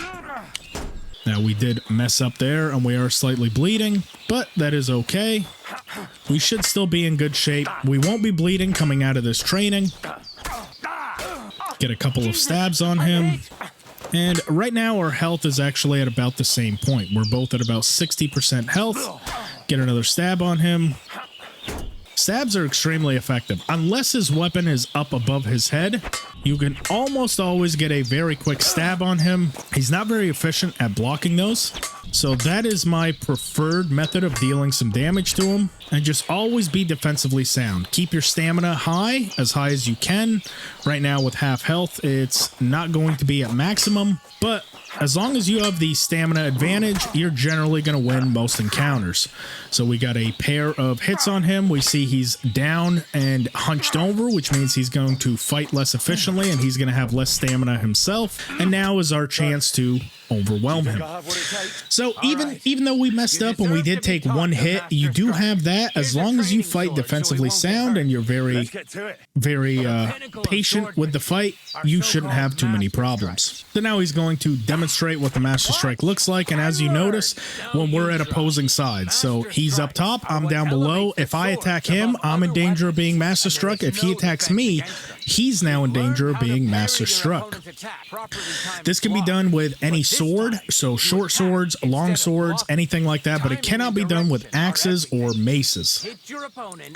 So that makes swords very powerful in the early and the late game, since it gives you more abilities to attack your opponents. So we're going to want to wait for that same perfect block timing window that we use for perfect blocks. So don't attack until you see that shield icon, and when it lights up, that means it's been successful. So there we are. There's the timing for it. And once again, now we're going to have a chance to do it live. And don't feel like every single one of your strikes has to be a Master Strike. So you'll see that opponents typically will change around their weapon position. So you're more than welcome to set it up by doing a couple of perfect blocks to get them in the position that you want them in. So for example, there I was out of position, and now here I can Master Strike, right? You can set this up. Bam, I wasn't in position. But now if he was to attack, I'm basically waiting for him right here, right? I'm waiting for him, and now we can hit. So don't feel like every single one has to be a Master Strike every single time. You can set these up, frustrate the opponent, bait out an attack with a taunt, and your combat will be a bit more fluid. Go through a little bit more dialogue from him. And if you are still not very confident with the combat system, we can always practice the combat right here with him, except he has to be, for whatever reason, he has to be outside the pen right here. If he's inside the pen, he's gonna tell you no. But if we approach him right here, we can ask him, let's fight. And we'll do it with practice weapons. Don't do it with the real weapons. It's not worth it. And then whatever combat that you want to practice, whether it's with a mace, a short sword and shield, mace and shield, or a polearm or staff, I am going to do this with a longsword. And then you can also pick which one you want him to use. I'll have him have a longsword as well, and we can get started. And in this initial part, he's actually going to be passive. So if you want to practice something like the combos, right? So you can go ahead and practice the combos. He does apparently still have the ability to Master Strike you, but this is also a good opportunity. So for example, if you don't want to get Master Struck, we can charge this attack back and try to hit him with a more powerful charge strike. Practice some of these combos off on him, and we won't be taking much damage. Now, if you want to practice something like the Master Strikes or your riposte, you can chat with him and ask him to attack. So now he's going to start attacking, and you can practice timing Master Strikes just like that without too much worry about taking all that much damage. So we can get this in early to get your combat timing down, and spend as much time as you need here until you're a bit more confident. This doesn't give you much in the way of skill XP, but more it just helps you with some of your confidence. If you're not feeling good about if you're not feeling good about where his weapon is, you can avoid Master Strikes by just attacking him at the sides where his weapon is, right? Practicing stabs, practicing timing, all that stuff can be achieved here. Now, you can also switch him back to defend only. So he's going to be passive, but once again, you can just practice. So that mitten haw that he taught us, right? Let's go ahead and practice the timing for that one.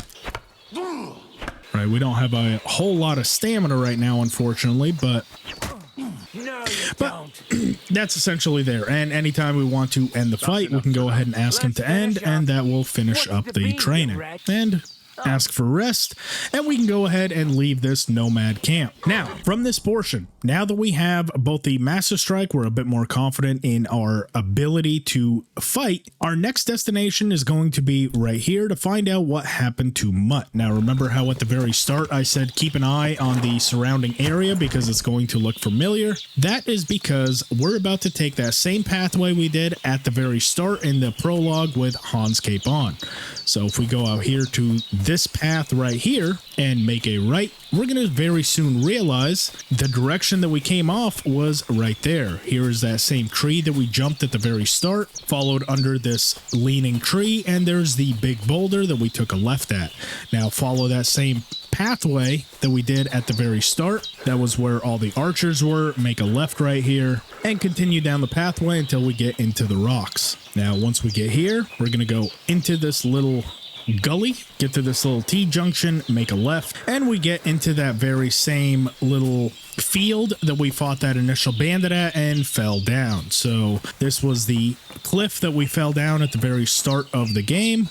We're going to duck underneath that tree and head all the way to the bottom where we should come across a vagabond looting the corpse of the man that we fought. Now here, he's going to call us over. What do you want? Just to wish you a good day. And we can speak to him. Now he's going to immediately try to attack us, which we can actually talk our way out of. If you want to fight him, if you want to be more of a melee focused character, you're more than welcome to fight him. However, I'm going to use this time to showcase the new stealth system and how you can effectively utilize it.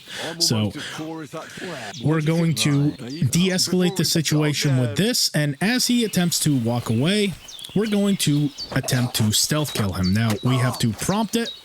Now, while they do have a chance to counter, you'll have a chance to counter them back. This was successful right off the bat, so we didn't have to.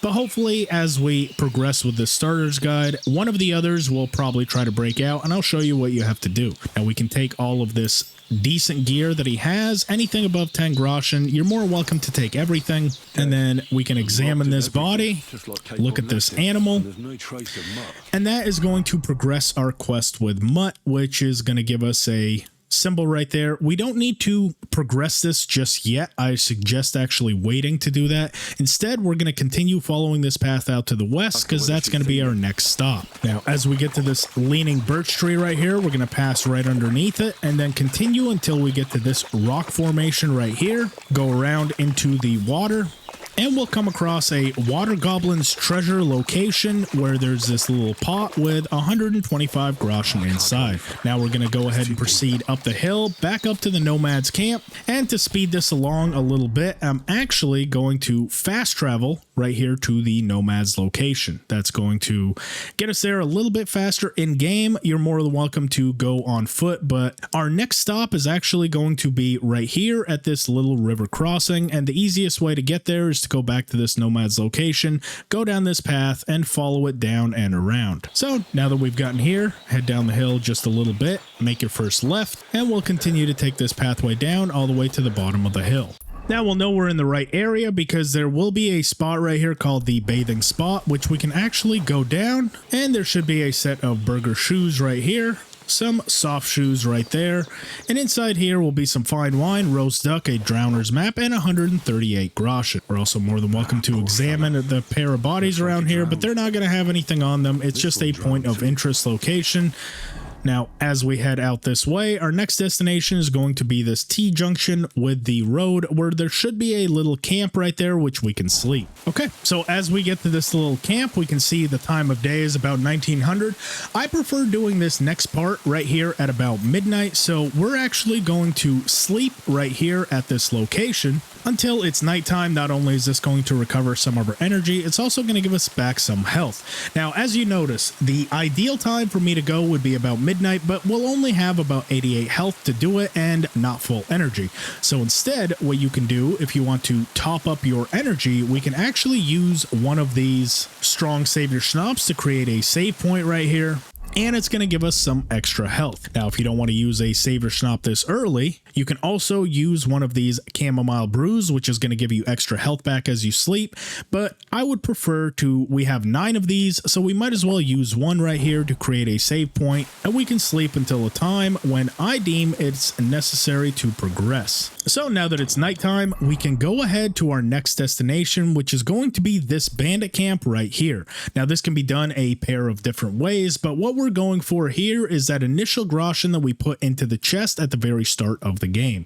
Before we get there, there's going to be a little ruined cottage we're going to stop at, but this will be your final destination. We're going to get there by going up. We can call our horse to us, and we've got Joachim right there. If you want to talk to him, if he appears, that is a random event. I'm going to skip it for now since that option will be available later. I want to focus on just getting to these locations that we want. So as we get to this ruined cottage, as we go inside, we'll find right here on the left a Nighthawk potion, which we can use if you don't want to use your torch. Now, a Nighthawk potion will essentially give you night vision, so it makes the use of a torch at night pretty much negligible. So if you want to use it here, however, this is a clear night and I can clearly see where all the enemies are. So we're going to go ahead in and proceed forward. Now, as I mentioned, this can be done one of 2 ways. So the only thing we're really after here is actually that chest, so it can be done easy enough through stealth, which I'll show first, and then if you want to take the guns blazing approach, I'll show that as well. So we notice they are guarding that cave quite well, but through the use of some rock throwing, we can kind of navigate them where we want them to go.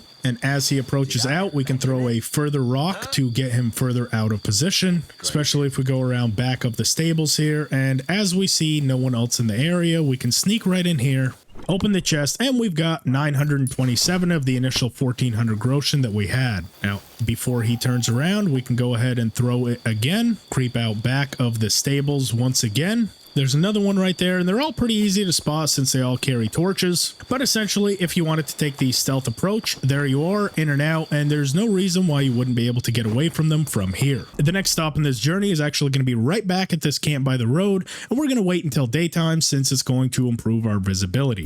However, if you wanted to do a more guns out approach, these guys are actually fairly easy, and they have very weak armor.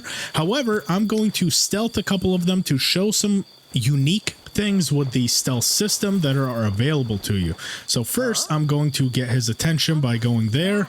I'm also going to get that other bandit to look the other way so he doesn't see us messing with his friend. Once again, we're going to get him into position where we want him. Fuck off before I kill you. They don't actually immediately attack you, right? They'll kind of give you a warning first unless you have a weapon drawn. So that is one advantage that we have over them.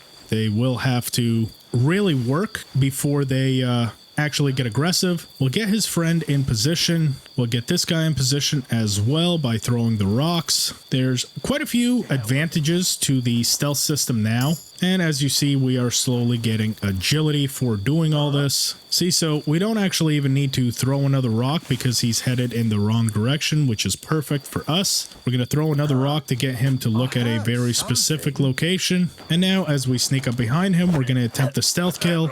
And see, right there, he actually broke out. We had the opportunity to counter him, but we didn't take it. However, if you fail on an approach like this, I suggest backing out away from the camp because all the rest of them are going to be asleep and they're not actually going to aggro. So this gives you the opportunity to do this one-on-one. And singly, these guys are actually pretty easy, especially if you know the Master Strike. So if you just hang back, there's no reason you shouldn't be able to take them on one by one, and they are quite low level. Once again, stay patient, and more often than not, they're going to actually yield. For some reason, I cannot attack. I don't know why I couldn't attack there. Everyone, get over here! Enough! I give up! Alert! Alert! Leave me be! Don't know why this guy won't die. A little bit of a glitch. There we go. But as you see, even though he was screaming, because we were far away from the camp, no one actually heard or cared, so no big deal there. And now you can also isolate the rest of them if you so choose. We're going to go ahead and take all of his stuff. We'll move all the unnecessary stuff we're not currently using onto our horse, and that should lighten our load. Now let's try to do a successful stealth attempt so I can showcase a little bit of the systems at play there. We'll go ahead and get this guy to look towards the wall, or maybe towards the cave once again. He's still going to give us a warning. Oh, and he did go ahead and get aggressive. But once again, if we get out of the camp a little bit, none of his buddies will aggro. So we can taunt him a little bit. Oh, he's going to try to... Yeah, that was not a good idea on his part to get his bow out. Yeah, I don't know what prompted him to try to draw out his bow, but that is your number one priority, is to then get as aggressive as possible, because he's not going to be able to get much off on you. So very good. Another successful bandit gone. Now these guys we will definitely be able to stealth kill, because all the rest of them are asleep. None of them woke up throughout that entire encounter, which is good. And that'll give us the opportunity to proceed with some of the other aspects of the stealth system. So this time, for those that played KCD1, it was a simple button push, and that was it. Now there's actually some prompts that you need to accomplish while attempting stealth. So in this case, as soon as we attack this guy to go to stealth kill, we're going to be prompted to attack, and that is going to be the difference between doing a silent attack and a loud one, which is going to wake up the rest of the camp. Our stealth skill is quite low, so we're still probably going to wake up the rest of these guys, but this is what you should watch out for when attempting a stealth kill. Immediately after we do it, we're going to attack, and this will be silent. As I said, our stealth skill is quite low, so they're still going to aggro on us, but that is okay. I've been waiting for you. It's now still only a 2-on-1, which we shouldn't have too much trouble with, particularly because they both have axes, so they're not going to be able to master strike us. And even if they had swords, I don't think that they're a high enough level to give us any sort of problems.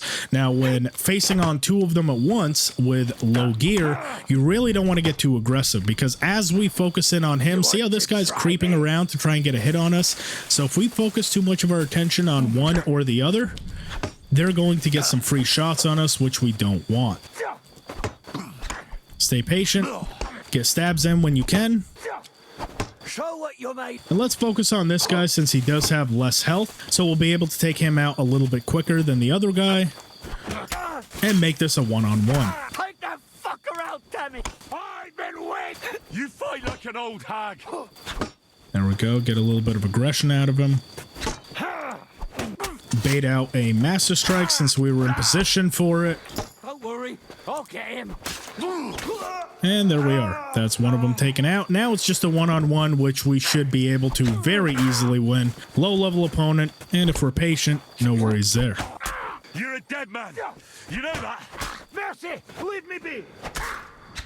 And there we go. That's another two taken out. Let's take all this stuff out. It's not very high level stuff, so don't worry about taking all of it if you don't want to. This will give us some initial stuff to sell and overburden us, which is going to actually help out later. It might sound like being overburdened is actually a negative, but I promise you in the long run, it is actually a positive. The first guy we were successful with stealth killing silently, even though it still woke up the rest of the camp. Now I'm going to show you what happens if you miss that initial prompt at the beginning and don't do anything. So we're going to stealth kill. We're going to miss that on purpose. Listen to how loud this is.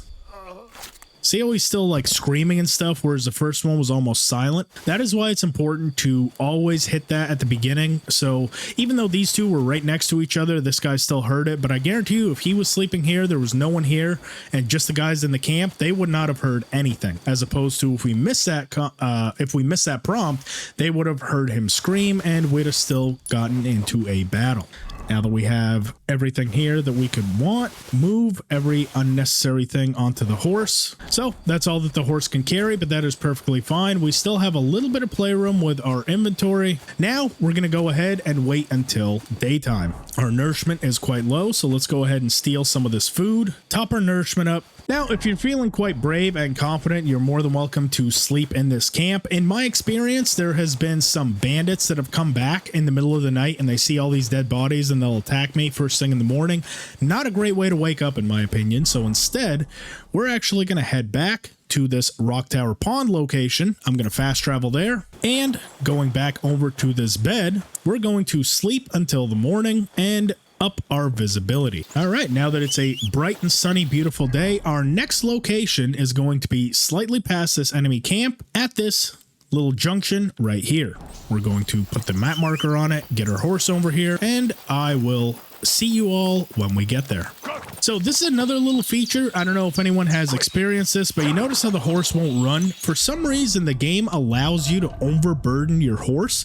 So if you like put it, even though it says 158 out of 158, this means that it has like 0.1 or 0.2 over what it actually has. So just move something small out of its inventory and it'll be able to run again. That also happens if you end up getting overburdened while on your horse, it will refuse to sprint. But for anyone that's experienced that, I expect that to be patched out sometime in the near future. But for now, it's quite annoying when you think your horse is just fine and it turns out it's overburdened. Go back past this camp that we all slaughtered, and we did pass it up just a little bit, but our goal is actually right here.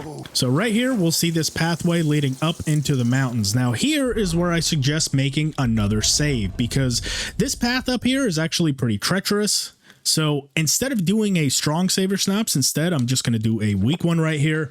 We don't need a strong one. We're just fine on strength and energy and everything else. We'll also top up our nourishment just a little bit. And if you don't feel confident doing this, you can always just progress from here without having to do this part. There's going to be a treasure map location right about here with a skeleton with a treasure. Now, it is going to require some platforming, so that's why we put the save there. If you don't feel confident, feel free to skip this part, but for those that want the extra couple hundred groschen from it, just follow what I do exactly. This is also going to be a good point because there is a jump that we have to do. Your agility should be high enough right now. I would suggest taking at least this featherweight perk because that is going to help you avoid a lot of the fall damage associated with this treasure. So we take featherweight. I'm going to save the rest of the perks until afterwards, and we'll go through and go through which ones I recommend for any starting build. Now, as we get into the rocks right here, follow this path exactly. We're going to go straight for a little ways until we see a little hole in the rocks right here. We're going to duck down, go underneath the rocks, make a left, follow the pathway up. Once we come to this little Y, we're going to take another left, and then we're going to see a triangular opening through the rocks. We're going to go through that, immediately make another left, and then as we look back, we can see the opening right there. We're actually going to go on top of the rocks here, and this is the part that is quite dangerous. So right here is going to be the first obstacle. You're going to jump up, and this is going to automatically want to push you off. So just be very careful on this part. Jump up, go across the first initial log, go across the second one, and then this is going to be the next part. This has to be very carefully timed out, otherwise you're going to fall all the way to the bottom and most likely die. So you're going to want to give yourself as much room as possible. You're going to want to sprint and jump, and I think I made it, right? So that's going to be your ideal landing spot, and without the featherweight perk, you're probably going to take some fall damage and make your feet bleed, but if that is the case, you should have quite a few bandages here to bandage up your legs. Now, this is going to be our location. Skeleton with treasure. We're going to open this up, and we have a pair of rings, some cobwebs, a coin sword pommel, 183 groschen, and then about $800 worth of cups and chalices. Very lucky find there. Now, we have one of two ways of getting down. You're more than welcome to progress down that way, or if we go to this other side, there's going to be a little opening right here. We jump down on that, jump down here, and we are all done at this location. We're going to make our way back out to the road, and then we're going to follow this up until we get to a spot right here called the Wolf Pack location, which once again, this is another spot. Feel free to skip if you don't feel confident fighting against wolves, but there's actually a very simple way that we can do it as long as you are patient. So let's progress onto there.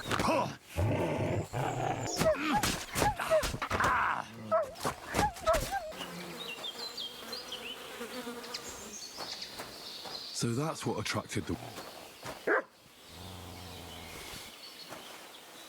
A flying fish. That's von Bergov's coat of arms.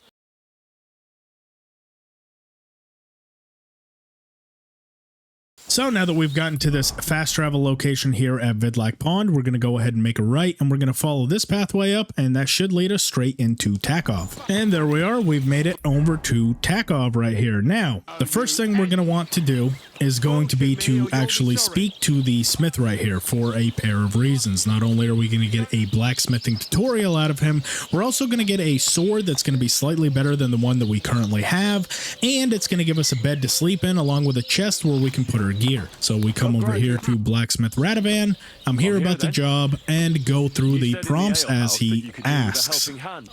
So we can get some materials here from this chest, which he gives us. Head over here to start blacksmithing, and we're going to smith this hunting sword. There we are. We've got it to a nice hot color. We can take it over to the anvil and start hammering away. Now, once again, much like the alchemy tutorial, this goes much slower during this portion than it traditionally would. This is going to be a little bit slow since stamina is quite low at this point, and we're only at like half health, so you're probably going to run out of stamina very quickly, but that is okay. Blacksmithing tutorial is over. Once again, a little bit slower than it would traditionally go, but we've now got a sword piece that we can use in combat moving forward. And as we can see, the hunting sword is quality level 3, which means it's going to have much better base stats than something that's quality level 2 or 1. So we can go through the rest of his dialogue.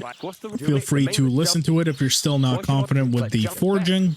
And he's actually going to give you some additional material. If you want, you can speak to him again and ask him about the more interesting job or about smithing, or you can even practice one more time. However, what we're going to do instead is I'm going to showcase the real difference with a couple of these weapons. So number one thing to always keep in mind, anytime you forge anything, this is the hunting sword that we just forged, notice how it's only at 80 condition. That is because straight off the anvil, it will never be 100%. You will still need to sharpen it. So if we come over here, we're going to go to this hunting sword and we're going to sharpen it up. The thing that we want to look for is white sparks. So notice how these are gold. We want the white ones because that is going to sharpen it much faster. Now, as it gets to 100%, you'll hear Henry audibly say that it won't get any sharper. That's one sharp blade. That means we can go ahead and stop. And now if we look at the condition of the sword, it is at 100%. Here's the reason why it's important to keep these at top shape. So this one is a tier 3. If we get the condition all the way down to, say, 0 and it breaks, it's going to drop down to a condition 2, much like this hunting sword. Notice how this hunting sword has much worse stats than this one. In fact, it has 15 less stab damage, 17 less slash damage, and less blunt damage. Because this one's a condition 2, it won't actually break if we get it all the way down to 0 condition. So notice I'm going to do this for demonstration purposes. Don't try this unless you want to lose this weapon, but I'm going to get a horrible angle on it, and we're going to get it all the way down to 0 condition, right? When we see the black smoke coming out, that means we're actually damaging and dulling the blade, which is not ideal. That is not the way to sharpen this blade. But notice how it is now at 0 condition, but it's still a tier 2. Now, if we attempt to use this in battle, get a hit on something, such as this wall, loss of quality in the hunting sword. So now we see it's only a tier 1, but it goes back up to 75%. But look how much the stats were affected, right? It is now 17 less stab damage, a lot less slash damage, and much less blunt damage. Once you have this quality loss, the tier loss, it is impossible to ever build it back up. So even if we go over to this and we try to sharpen this one back up, it's still going to be a tier 1, which is still going to be substantially less than something that's a tier 3. So it's very, very important to keep up the quality of your weapons. Otherwise, you're going to end up with some good gear, but in low tiers, which is not going to be very efficient or effective. Now, the next thing that we need to talk about that I don't see anyone talking about, how efficient you are with using certain weapons. So we're going to take this battle longsword here, which we were able to pick up from that wolf location. We're going to sharpen it all the way up to 100%, get it nice and sharp, and there it is at 100%. Now, if you were just to look at this screen, you would see that this hunting sword that we have is 57 damage, whereas this battle longsword is 109 damage. So you would think that that would be the obvious choice on which one you should use in battle. However, If we actually look just above this stab damage, we see the minimum strength requirement for it is 16, with the minimum agility being 17. If we look at our character currently, he only has 6 strength and 8 agility. That means this is actually a horrible weapon to start off with because we don't have anywhere near the stats required to wield this weapon effectively. So if we were to go out here and pull out this hunting sword that we have, we'll go into our room here. So if we actually look at the blacksmith's hut, this room here on the left, that's going to be ours. Go into the room where we are away from prying eyes. Now notice how many swings I can do with a weapon like this that we do have the stats to wield effectively. We've got 1, 2, 3, and 4. All right, let's let our stamina recover. Now let's try that again with the battle longsword, which we don't have the stats to effectively wield. 1 and 2, and we are completely out of stamina, and that's only going to get worse if we're in combat. Now as we get the stats that are effective for it, it will get better. Our stamina drain will be far less, but this is actually not a good starter's weapon. You're better off sticking with the hunting sword until you get your stats up, which we'll be able to level up later. But I figured I should mention that to not only get caught up on the damage output, but actually what stats are required for it, because otherwise you're going to find yourself losing a lot of battles to some low-level enemies, and you're not going to know why. It's because you're trying to wield something that you're not effective at. Now, let's get everything off our horse here, and we can go ahead and store all of this stuff for later. And this is going to be our chest. Now, anything we put in here is going to be completely safe, so we can go ahead and store anything we want and anything we don't have equipped. Now, any of this dried stuff, the dried perks, the dried stuff, dried cheese, none of that is ever going to spoil, along with the wine, the honey. However, stuff like the roasted duck or regular cheese or bread rolls, that will all degrade, so I suggest eating that first and then using the dried food for later, since that will never degrade in quality. Now, our next step is going to be, we're going to put away all of these ingredients. We'll be using those a bit later. We'll put away all this fastening material along with any of the miscellaneous stuff that we had, and we'll come back for that later. Now, we've also got a few free things within this room that we can also equip, including this armorer's kit right here, the leather apron, and some leather gloves right there, along with a blacksmith's kit. Now, with this blacksmith's kit, we can go through and repair anything that we want up to a certain point. We can also use this armorer's kit to repair some of our weapons, store that on the horse. We can repair this dagger, store that on the horse, and if we want, we can also repair this bow that we got earlier if we have the skill for it. And now we've got a fully repaired bow. We can also equip some hunting arrows if you want to start using the bow, because this is going to be more of a melee focused build. I'm probably not going to be using it quite as much, but the other thing that I want to showcase here is this leather apron. It might seem like a throwaway item, but for anyone that wants to forge, you can actually... Let's go ahead and swap our outfit, go over to the player menu, and notice how here our craftsmanship level is only level 7. However, once we equip this leather apron, it's actually going to buff it by 3, so now it's 10. Whenever this apron is equipped, right before you start forging, this is going to give you a higher chance of getting better quality material. So I strongly recommend holding on to this, whether in your chest or on your person as you craft, because it's going to give you a better chance of being more successful while crafting. In this case, I'm just going to put it into my chest here. We're going to get some sleep. And at about the middle of the night is going to be what the next part of this is. So as we're all done here, we're actually going to go right back out. And if we go over to our books, we not only have a work axe that we can sketch, we also have some farmer horseshoes. Now, this can be a good time for you to get a second hidden perk, which is within the craftsmanship skill tree. The perk is going to be called Hammerer, and the way we can track what our progress is to that perk is if we go over here to statistics. Once again, we go to crafting, and we're going to look over here at blacksmith item crafted. This is going to be what determines when that unlocks. Now, what we need to do here is blacksmith item crafted needs to get to 10, and it really doesn't matter what you craft. So at this point, I would suggest getting some materials to craft some farmer's horseshoes. The reason for that is because it only requires 1 scrap metal, and we can easily scrap together 9 of these and very easily and quickly craft them up and get a buff to our stamina for anyone that wants to use heavy weapons. If we check in our chest, we should have quite a bit of scrap metal. In fact, we have 8 of them. We'll go ahead and grab that, and we should have enough money as well. We can buy out his supply. He should also sell scrap metal for only about 25 groschen, or less than 20. We can even haggle them down a little bit. And now we have a bunch of scrap metal that we can use, and I'm going to take this time to go ahead and craft all 9 of these horseshoes to get that hidden perk before we progress forward. Horseshoes are actually a bit easier and they go a bit quicker than even a sword because you just have to heat it up once. The only tricky part with doing these horseshoes is it's a very small target to aim for, but as long as you have very small consistent swings,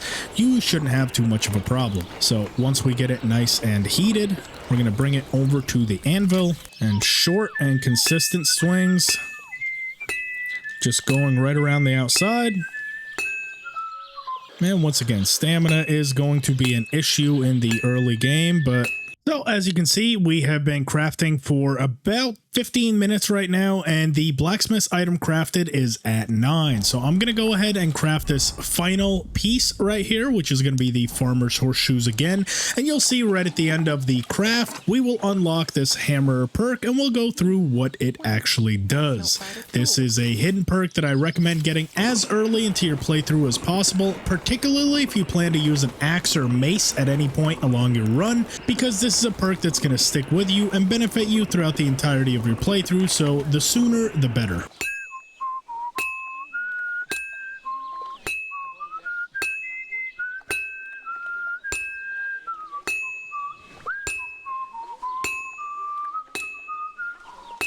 And there we are. We have finished the 10th and final piece. As soon as we are all done, you'll see that hammer perk unlock in the top right, and we'll go through what it does. And there it is. Gained a new perk. Now let's head into our menu here.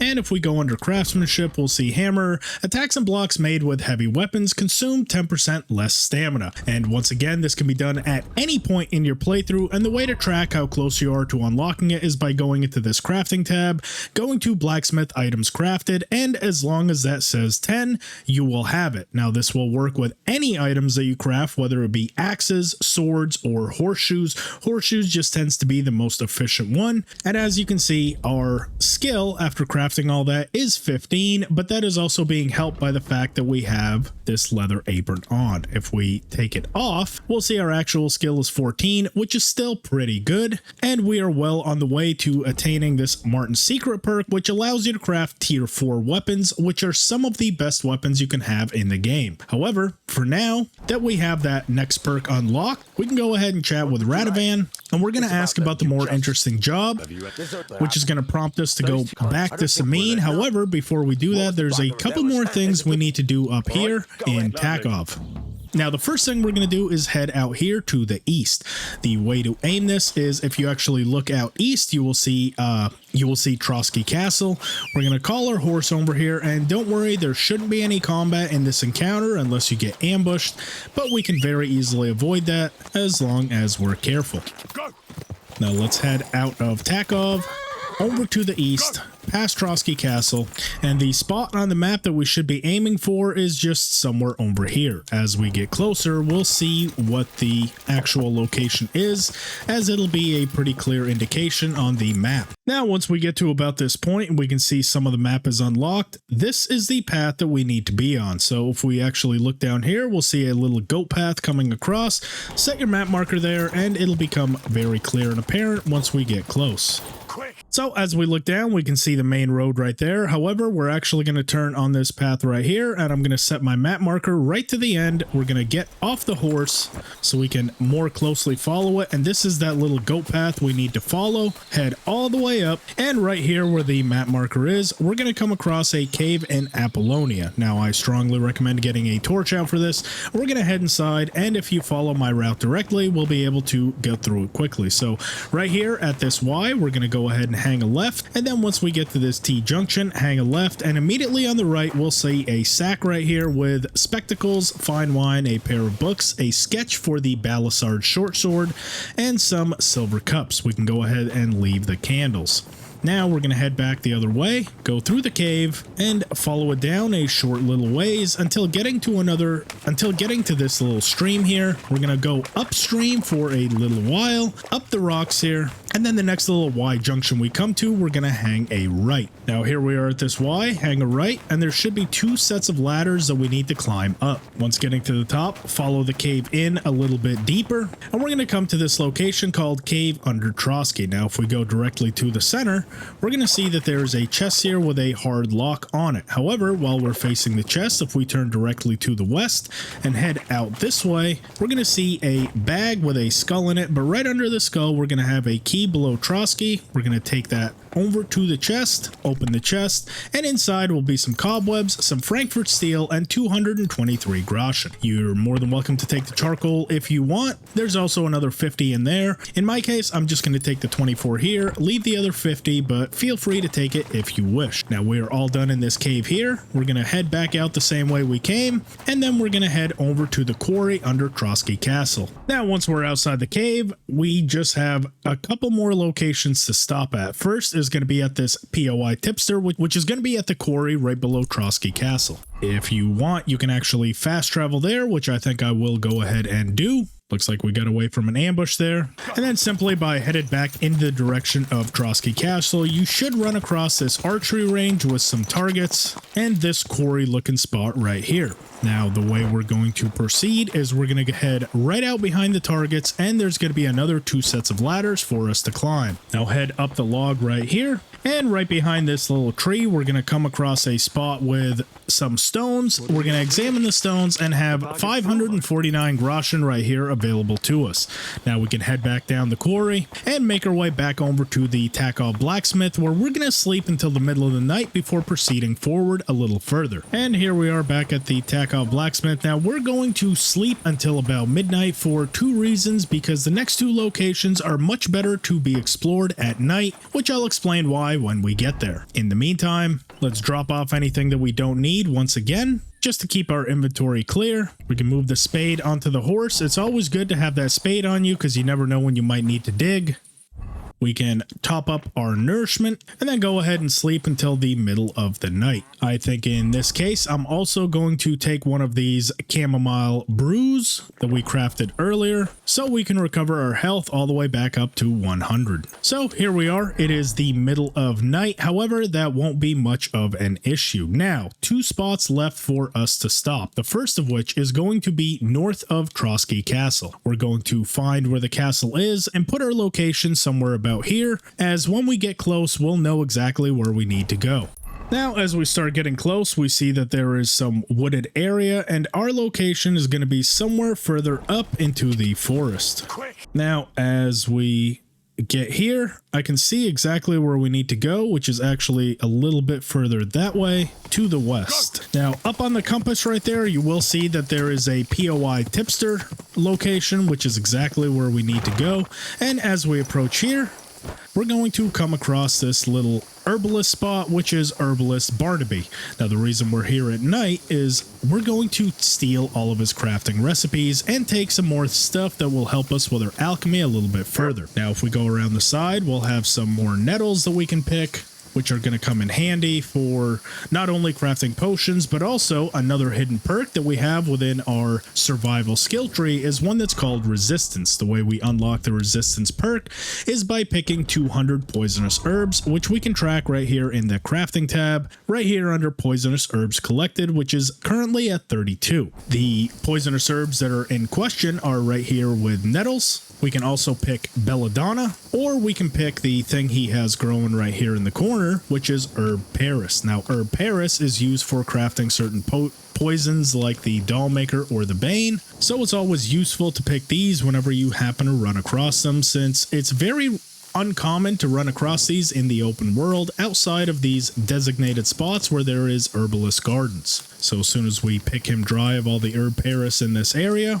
we can also pick some more that are along here. The chamomile we already have plenty of. However, we have some eyebright here, which is going to benefit us for crafting other different kinds of potions, along with some mint, which are also kind of rare. So we're going to go ahead and grab all these mint, along with some wormwood here. And finally, some valerian. Now that we have everything taken out of his garden that we should need, we're going to go into this alchemy bench. And right here on the left, we're going to see a whole bunch more dried herbs that we can go ahead and take. So we're going to take everything off this shelf. And there's a few potions here for us too, along with a strong buck's blood, a strong savior schnapps, and a strong nighthawk. Now from here, this is completely optional. If you're trying to go for a honorable playthrough, feel free to skip this step. However, because I'm not trying to be very honorable, we're going to go ahead and lockpick this door, which is done by finding whatever the lockpick location is, and it lights up bright yellow, and then we're going to follow this around until we can unlock this door. This is a very easy lock, so you shouldn't have much problem with this one. And once we open it, we're going to see the herbalist Barnaby sleeping right there. Now, once we put out our torch, we can go ahead and go over here, and I strongly recommend not stealth killing him, instead just choking him out. If we want to do this silently to not alert his dog, make sure to hit the prompt at the very beginning so it's nice and quiet, which I failed. But from here, we can go ahead and take the bandages, door chest and keys, his 40 groschen, keys to the shop, and his smoked trout. Go into this back room here, where we're going to have an old field crossbow, some marksman bolts and enhanced wounding arrows, and we have the key to the chest, so we can go ahead and open this, and we can take everything from his groschen to all this different material, and most importantly, all of these potion recipes. We can also nab him of all of his potions, which we can use, along with the dried beef tenderloin, dried pork loin, and smoked cheese, and then we can leave him everything else. Feel free to take everything if you wish. Now, as we get out of here, we can go over to our books and learn all of these recipes. Once again, these can all be bought from him if you so choose, but because he's so secluded, I prefer doing Herbalist Barnaby rather than the herbalist that is located within Troskowitz, since there's a high likelihood with a low stealth skill, you'll probably be caught and have a bounty. So as we see in Troskowitz, there is an alchemist here that we can also nab for the potion recipes, but that is much harder. I feel it's a lot easier to go here and get most of the recipes you'll need, and very low likelihood you're going to be discovered and get a bounty by doing it this way. Now that we've completed everything we need to here, we're going to go ahead, make our way back over to Takov, drop off everything we don't need, and make our way back down to Samin. With everything dropped off, our next step is going to be to get some better armor, which we're going to be able to do at about this location right here on the map, just southwest of Troskowitz. I prefer doing this at night since there's two bandits here and they are quite well armored. However, if you go at night, they'll most likely be asleep. Oh god, we got some wild dogs here. Okay, well, wild dogs are much like wolves, so nice and slowly we can go ahead and get rid of them. I tried to take a shortcut and unfortunately I was ambushed, but that is okay. Once again, using the same principles we did against the wolves, we should get through this encounter no problem. That's one of them gone, and now we can work on this second one.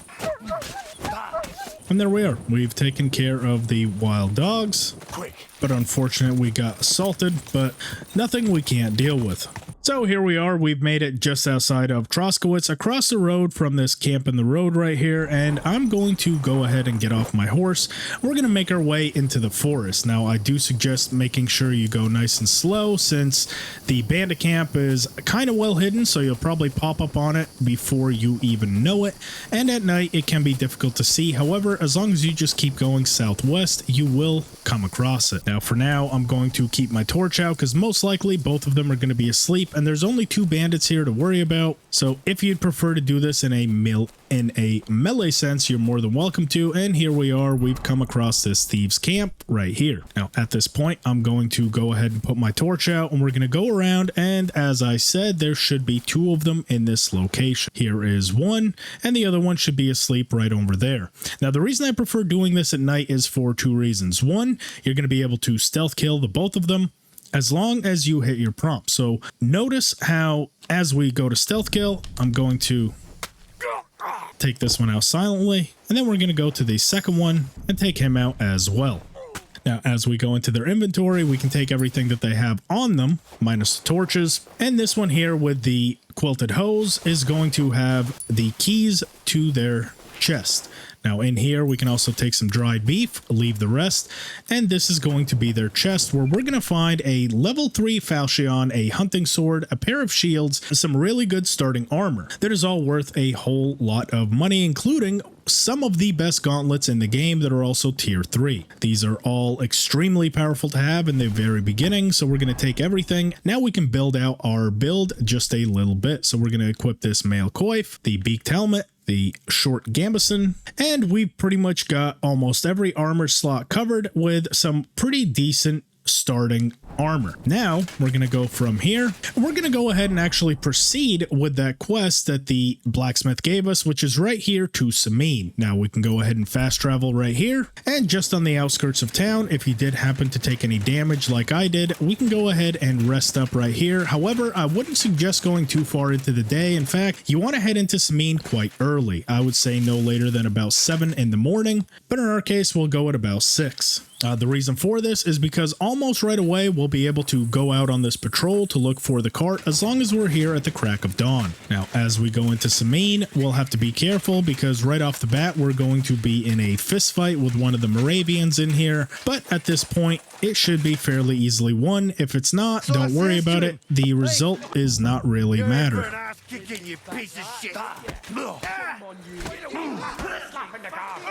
So he's already at about half health, and with all this heavy armor on, he's not going to be able to do a whole lot to us. There we are. We beat him down, speak to Captain Gnarly and Lord Semine, and we can proceed with this quest looking for the cart. So he tells you that it's a little bit late in the day, but it's actually not. We are here just in time. Before we do any of this, however, we're actually going to take something from the blacksmith here, which is going to let us craft some more things. We're going to head outside the castle here through this little doorway. Make a slight right into this shed where all these horses are. Then as soon as we go in, make a slight left, and we're going to see right here the blacksmith chest keys. Make sure you're not seen taking this, as this will be stolen. Go ahead and steal this. Head immediately up the stairs, make a right, and then it's going to be this second chest here in the middle. We're going to go ahead and open, and not only do we have the sketch for the falchion, we also have a bunch more crafting materials we can take. Put anything that's excess on the horse. Once we're outside, learn this recipe for the falchion, and now simply wait for about an hour just out here in the courtyard, and this quest should be able to proceed as normal. Just find Captain Gnarly and we can get going.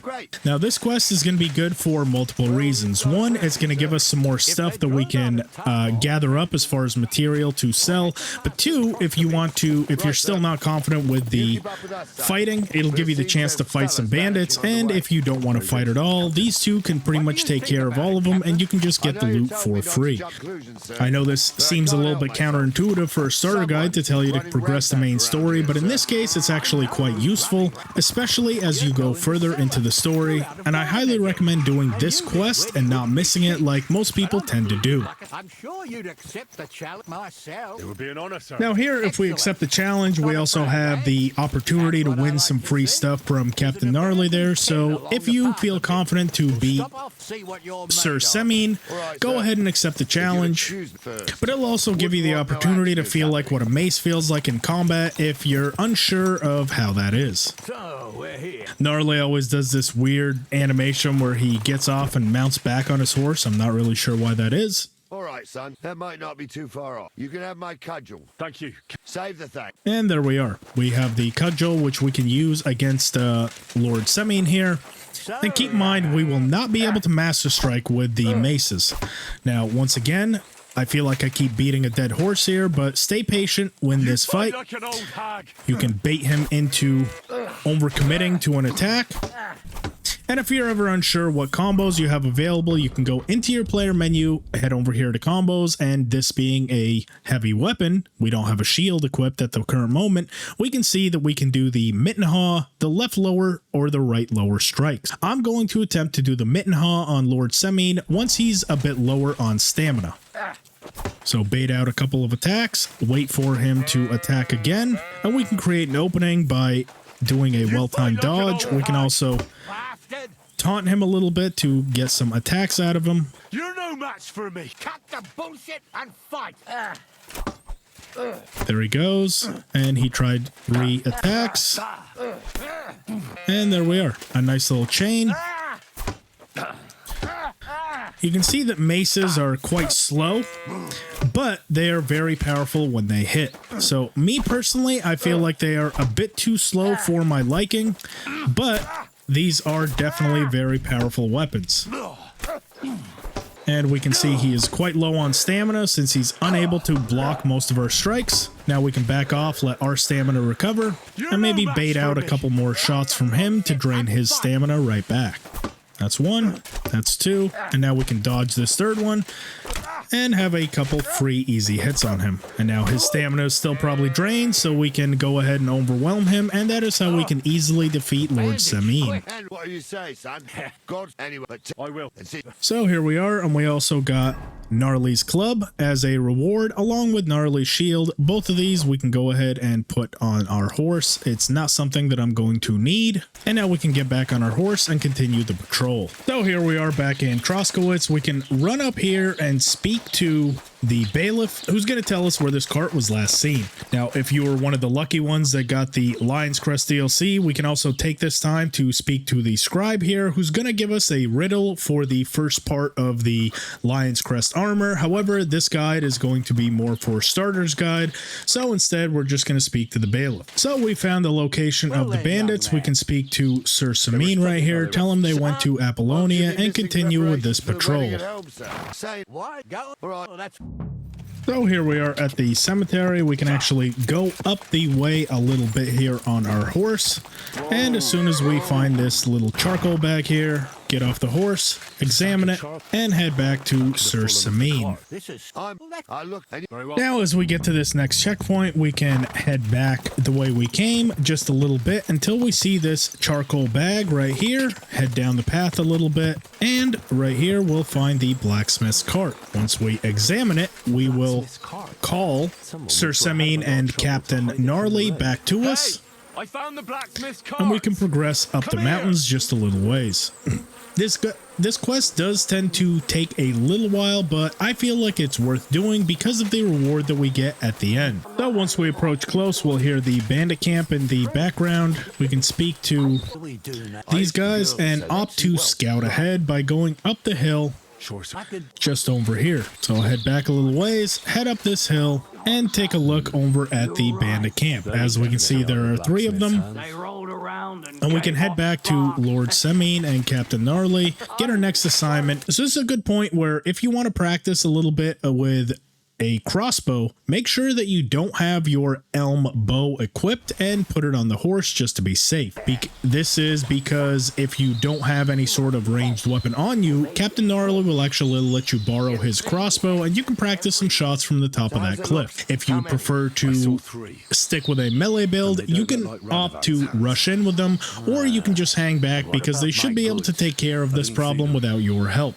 I wouldn't know what else. So if you want to go in straight with them, you can just go like that, or we're going to opt to shoot from the top so we can grab this crossbow. Once we have Captain Gnarly's crossbow, we'll go ahead and equip that into our second slot along with these common bolts. Make sure to load this at the bottom as it does take quite a long time to load. However, the damage output is actually quite high from the crossbows. Now, this is also a good time to, if you're unsure about whether to use a bow or a crossbow, here's the distinct difference between the two. If I get my villager elm bow out, we can look over here at the stat requirements and we see that the villager elm bow only does about 90 damage, but it requires minimum strength of 4 and a minimum agility of 4, both of which we have. However, it is about 1/4 of the damage output of Gnarly's crossbow. And the strength requirement and agility requirement is quite low, but the reload time is much higher. Depending on which one of these you value more is going to determine which one you opt to use throughout a run. I personally prefer bows, but crossbows do have their uses, especially when you're starting out a fight with a nice powerful shot. In this case, we're going to sneak back up here, and a well-timed shot should turn the tide of any battle. Just make sure not to shoot Captain Gnarly or Lord Samine. The aim point here is quite different than Bo's, obviously. We got a good shot in there, but as you can see, they are having no trouble dealing with these bandits by themselves, so you can kind of hang back, and they don't need a whole lot of help. There we go. The patrol is done. We can go ahead and put this crossbow away. And now, before speaking to Captain Gnarly, we're going to want to loot out this camp. As soon as we speak to Gnarly, he's going to fast travel us away from here, so make sure you take all this stuff before speaking to him, even though he's going to be talking mad shit while you go around and collect everything. I don't know if you can hear him in the background. He keeps screaming at us. So there we go. Now that we have everything, we can go ahead and put all the unnecessary stuff onto our horse. We can drop the torches since we don't need those, and anything we're not wearing can safely go away. Now, once again, before speaking to Captain Gnarly, head over here, and because we got the key, we can unlock everything in here, and we've got a lot more equipment here that we can use to craft. We also have some mead and a plate, and then over here we have another chest where we have walnuts, a weak marigold, some more groschen, and 6 bandages, which really helps if you take any sort of damage in battle. Now that we have this entire camp cleared out, now we can go ahead and talk to Captain Gnarly and progress on to the next part. Now here, once again, if you want to contribute to the battle, you're more than welcome to, but Captain Gnarly and Lord Samine will be able to handle this by themselves, no problem. See, so notice if you just hang back here, people won't even aggro towards you, but I'm going to go ahead and take the option to level up a little bit of our combat skill. Once again, these are pretty low-level bandits,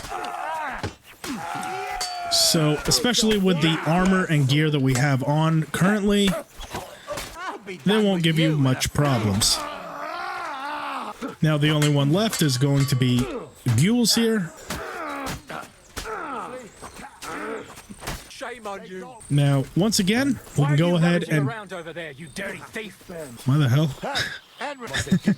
Why the hell is Vensa? Okay, well, traditionally he actually runs away. For some reason, this guy is attacking us right now, but that's just going to make this next part even easier. What now? There we go. So as soon as we talk to Captain Gnarly here, Vensa should disappear. I'll go. Right.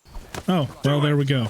We don't tolerate behavior like that around. And apparently he wants us to pay compensation, which we are absolutely not going to do. This is a part of the quest I've never experienced before, but as you can see... I'm in the right. Okay, well, either way, we're going to be knocking him out, so I suppose You're a dead man. this is just going to help us out. Traditionally, you should be able to... oh, well, they're about to Is that the best you can kill do? him. Yeah, well, Vensa fucked up there, didn't he?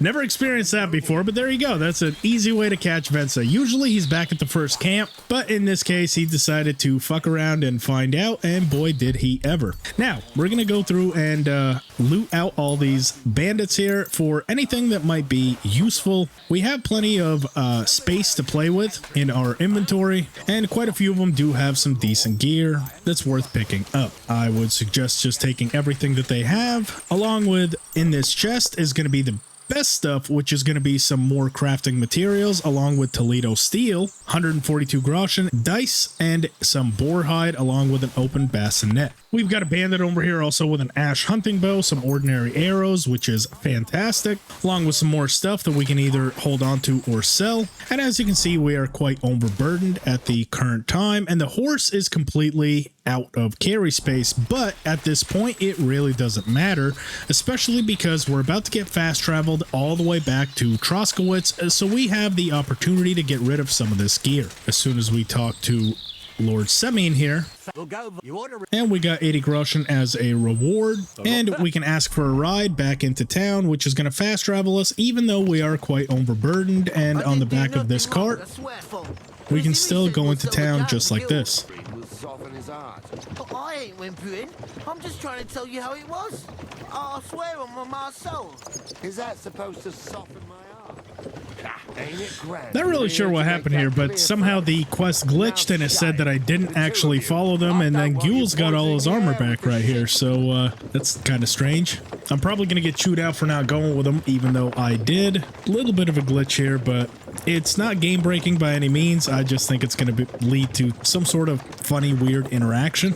Troskowitz. Where you get off, Henry. Thanks a lot, Captain. Don't forget to go and tell Radov. So we can go ahead and get off right here. Wet behind the ears. You're a bit young for that. And now, if you want, we can make our way all the way back to Takov to complete this quest. Now, because we are quite heavily overburdened, we can also make a stop off here at the trader and make our initial sale of some goods that we picked up that we might not be using along this run. The trader will pretty much buy anything, and I suggest selling the lower value but heavier weight stuff. That way it clears up the most room in your inventory. So in this case, both these heater and night shields are only going to give us about 7, but that clears up about 15 pounds in our inventory, along with this boar hide, the bone cone, and the tin plate, the crude padded coif, and these pair of gambesons. And that should get us nicely under the weight limit that we need to be. Maybe even this next gambeson long. Go ahead and haggle up for a better price. And there we are. We're under the weight limit, got another 60 groschen out of it, and we can, I think I'm going to go ahead and actually complete out this quest. This traditionally doesn't happen. For some reason, we went on the quest anyway, and it somehow said that we didn't. So this shouldn't happen in your game, but for some reason it did in mine. I'm just going to go ahead and fast travel down to Sameen, take an ass chewing for apparently not going on the patrol with them. We can pass some time until they get back from the patrol. Find out what happened with the missing cart. That's kind of ridiculous. I think we were there, but it is what it is. This game is still quite young, so hopefully this gets patched very soon. Yeah, so I would definitely say this is a little bit of a glitch, seeing as how Gnarly and Sameen are now running on the road in the middle of nowhere. Not really sure why that is, but if you come across this, yeah, apparently this tends to happen. Oh, no, all of a sudden you're interested.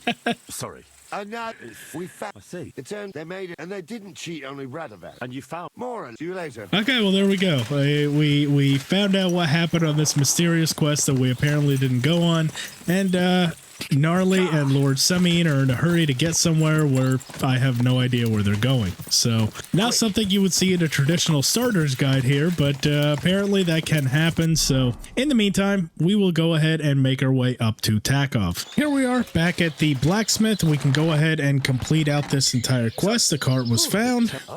Traditionally, that is not what's supposed to be there. For some reason, some more bugged dialogue.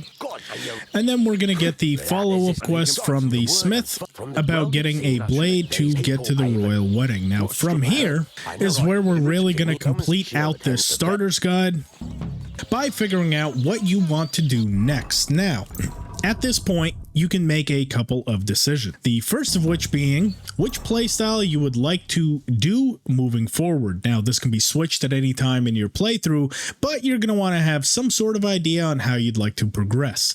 So whether you want a long sword, a short sword, a mace, or an axe, I'm going to go through each one, what I would recommend at the start, and how we're going to get there to get you to a point where you can progress forward without too much opposition. Now, for those wishing to progress forward using a longsword, the one that I would recommend starting with is right here, which is the common longsword, for which the sketch can be bought off the blacksmith Radovan right here. For the pigskin, we can make our way all the way back to Troskowitz, and right here at the trader, he does sell a pigskin that we can do to complete out this sketch, which we can buy from him for a fairly good price, craft a tier 3 longsword, and progress forward with that. Keep in mind, now that we are here, the traders do have certain hours that they work, so if you happen to come when the shop is locked, you can wait until morning until they open up shop, which we're going to do by getting a room here over at the tavern, sleeping till morning. Now, once we get over here to this trader, we can go ahead and trade with him. And we see that he sells the pigskin right there for just 3.4 groschen.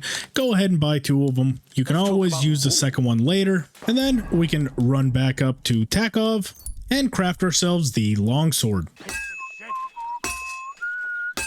So there we are. We have a quality level 3 common longsword, which can do up to a stab damage of 132, a slash damage of 126, and blunt damage of 25. Now we're going to go over here to the crafting wheel. Once again, every time we craft something, we want to make sure that we get the quality level all the way up to 100 right after we're done crafting. And once we're at level 100, we see that we don't quite have the stats to be able to use it effectively as it is. However, and that's going to be a good starting point for a longsword build. Now, for anyone wishing to use a short sword, I recommend starting with the military sword and then eventually making your way over to this falchion. Now, as we can see, this current military sword that we have is only a tier 2, but not to worry, because Blacksmith Radovan also sells the sketch for a military sword here, which you can buy for only 161 groschen. I'm going to go ahead and buy this.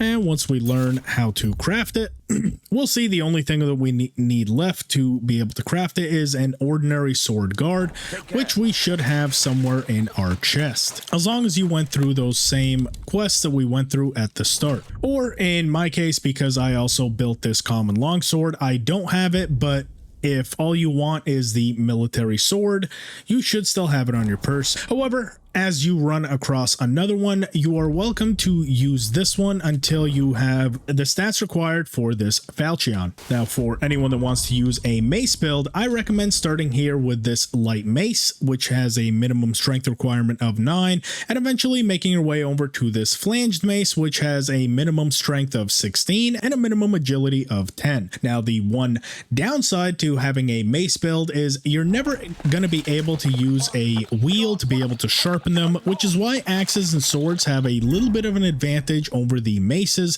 However, as long as you have some blacksmith kits, you will be able to repair them up to a certain point. So as we see here, we can go ahead and repair both of these. And now we have a pair of fully repaired ones that do 68 blunt damage and eventually can transition to 71 blunt damage once you have the higher skill tier requirement. Now, for anyone that wants to do an axe build, there's actually 2 axes that I would recommend. The first one being over here with a side quest that we can get from someone called the Mouth. Now, before we go over here, I recommend getting some alcohol, all of which we've actually collected throughout our initial starter guide. And if we go in here to the food, we can grab this beer, head up here to the Takov Tavern located right here, and we'll come across hired hand Zinnek the Mouth. Once we talk to him, we can ask him how he's doing, give him a drink, and we can ask him for any story, which he's going to tell us about a pair of brothers that were in a fairy tale. Feel free to listen to the entirety of the story, but this is quite a long tale, so I'm going to skip through it, and we'll get this side quest available that says Axe from the Lake. Now, as we go to the lake, our first starting point is going to be right here at the pier, so I'm going to drop my map marker there, and we're going to make our way over to the lake to find this quest item for an axe. So we've gotten to the pier, we followed this pathway up to here, and our final location is going to be right here at this next shoreline up on the hill, and we'll see right here we have a grave which we can comment on.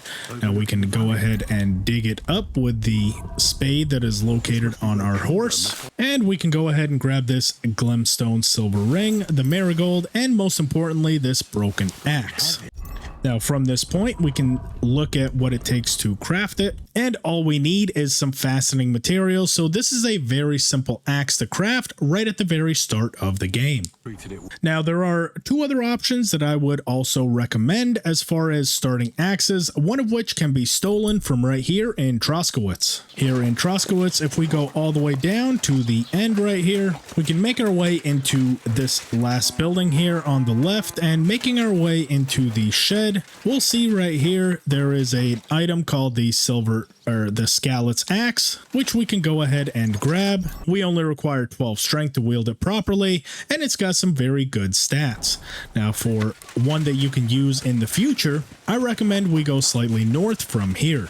So here we are slightly north of Troskowitz, where we're going to come across this overgrown dugout, which once we head inside, we should have a medium lock. However, if we turn around from the chest and look inside this little pot, we'll see an old chest key, which we can grab and very easily unlock. Now inside here will also be a leather apron and a sketch for the executioner's axe, along with some more crafting materials, 51 groschen, and 3 blacksmith's kits. Feel free to grab everything else inside the chest, and we can learn the sketch for the executioner's axe, which requires 2 iron and 1 Toledo steel, but it's going to be a very powerful axe. So let's go ahead and craft all 3 and see which ones we can start off the run with and which ones we'll progress to. And we have the adorned axe there crafted. Let's go ahead and do this executioner's axe and see what the strength and agility requirements are for this one here. And there we have it. We have a tier 3 executioner's axe as well at our disposal. Now from here, I would recommend starting off the run with this adorned axe, which only requires a minimum strength of 11, then progressing your way over to the Scallet's axe once you have a strength of 12 and the minimum agility requirement, and finally progressing your way over to this executioner's axe, which has a strength and agility requirement that is out of reach. However, will be within sight very soon. Once again, with anything crafted, always make sure to sharpen them up to their maximum potential. Now let's talk about perk selection. So obviously I saved this until the end, but as you can see down at the bottom, we have over 29 perk points available, and I recommend you take these as we go along, but I didn't want these scattered throughout the video, so we're going to go ahead and take all of these now to make this build a bit more viable. First off, starting in the main level tree, for a melee focused build, especially like this one here, I would recommend these following 2. First, starting off with Driven by Vengeance, which will give you a 10% more attack damage and faster stamina recovery after killing an opponent for 30 seconds. That is going to be very powerful to be used inside of combat. The next one, we can do a Charisma is higher than 20, armor will be considered 15 higher. That's also very easy to get your Charisma levels up in this game, especially if you have a nice fancy coat over the top of all your armor, so I'm going to go ahead and select that. However, Charming Man, Opportunist, and Memorable are all to do with your reputation changes, so those aren't bad to select either. Next, going over to Strength. While Hardworking Lad might seem like the obvious pick here, I would strongly recommend starting with Train Hard, Fight Easy, as this makes all strength requirements wielding weapons less by 2, which means some of the weapons that we're currently not equipped to take right now will actually become available to us much sooner. The earlier in a run you can get Train Hard Fight Easy along with Train Hard Fight Easy 2, the faster you'll be able to use much stronger weapons. With Agility, we already have this Featherweight perk available, but now we're actually going for Deft Hands. This will lower the agility requirement by 2, meaning we can get access to stronger weapons even sooner. This works much the same way as Train Hard Fight Easy and Strength, and then I recommend getting Deft Hands 2 as soon as possible. For Vitality, these two are both pretty good. However, I would recommend picking Thick Blooded first, as if you plan to do a lot of combat, this will slow down the rate of bleeding much faster, so you'll have more time to act if an enemy makes you bleed. And finally, with Speech, none of these will help you with combat, but the one we've been training for is going to be at level 12, which is the Battle Cry ability, which will buff our damage stat. However, in this early level, we can go ahead and go for Silver Tongue, which buffs our speech level whenever we try to haggle, along with Artisan, so we can buy and sell weapons, armor, and clothing at 10% better prices. So if you plan to do a lot of looting and selling, this is a strong perk to have right off the bat. Up next in the alchemy tree, I recommend getting Secret of Matter, as you will get an extra potion every time you do a successful brew. However, if you're not confident in your alchemy ability, Secret of Equilibrium will be more tolerant of minor errors, so if you're still having trouble with alchemy, I recommend Secret of Equilibrium. However, if you're pretty confident with the system, Secret of Matter is better. Since I'm pretty confident, I will be taking Secret of Matter. However, the other one I will actually save until I get to level 10 and then pick the Poison Specialist, since it can poison more arrows every time we put doses of poison on those. In the craftsmanship skill tree, we've made a lot of progress, but this is the ones that I would recommend early on. Getting razor sharp will buff your weapon damage by 10% every time you sharpen your own weapon, which is huge in the early going. 7 league boots means we can use less stamina while we sprint, as long as we repair the boots ourselves. Hardened steel means any weapons we forge ourselves will take damage 20% slower, and since most of the weapons we currently have been forged by us, this is going to be a very good perk. And finally, this last one is totally up to you.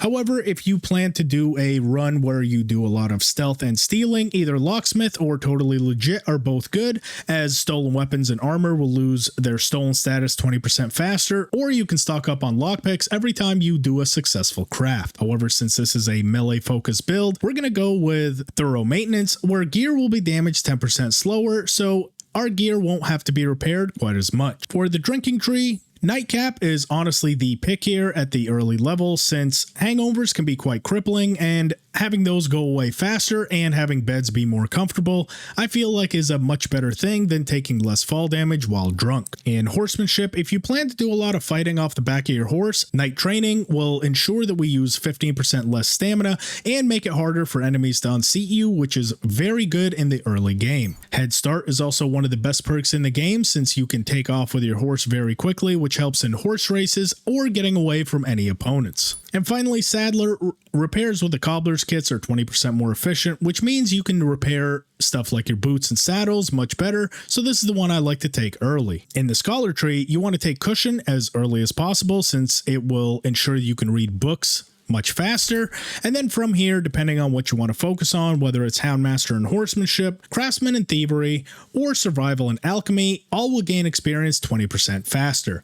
Because Survival and Alchemy I like to do right off the bat, this is the one I'll be taking, but there's no wrong answers here, just pick whatever one you want to focus on. For the Stealth tree and a melee focused build, the first thing you want to pick is one way or another. This basically means that if an opponent defends against your attempt to knock them out or kill them, they're going to suffer a load of stat penalties, making it much easier for you to kill them with melee. For stealth focused builds, Bushman and Fleeting Shadow are very good as well. However, I'm not as big a fan of natural camouflage because this requires you to be dirty, so even though it's much harder for people to spot you, they'll still smell you from a distance, so I would honestly recommend either one of these two. Because I don't plan to do a lot of crimes in this, I'm going to go with Bushman, which reduces my noise while moving in bushes. And finally, for the survival skill tree, the two that I would honestly pick first, the first one is Wanderer, which means the quality of beds is increased the higher my survival skill is, and because we've slept a lot of time outside, this one is very powerful early on. Finally, Flower Power is also very good to have early on, as when you have 30 or more fresh herbs or dried in your inventory, your charisma will be increased by 2. Now we get into the combat skills, where the very first thing you should be taking in warfare is head protection. This means that whenever you have a helmet, your head will take 20% less damage, and the head is one of the most vulnerable parts that the opponents will target, so that one should be your first pick. The next one I highly recommend is Against All Odds, which means whenever we're fighting against more than one opponent,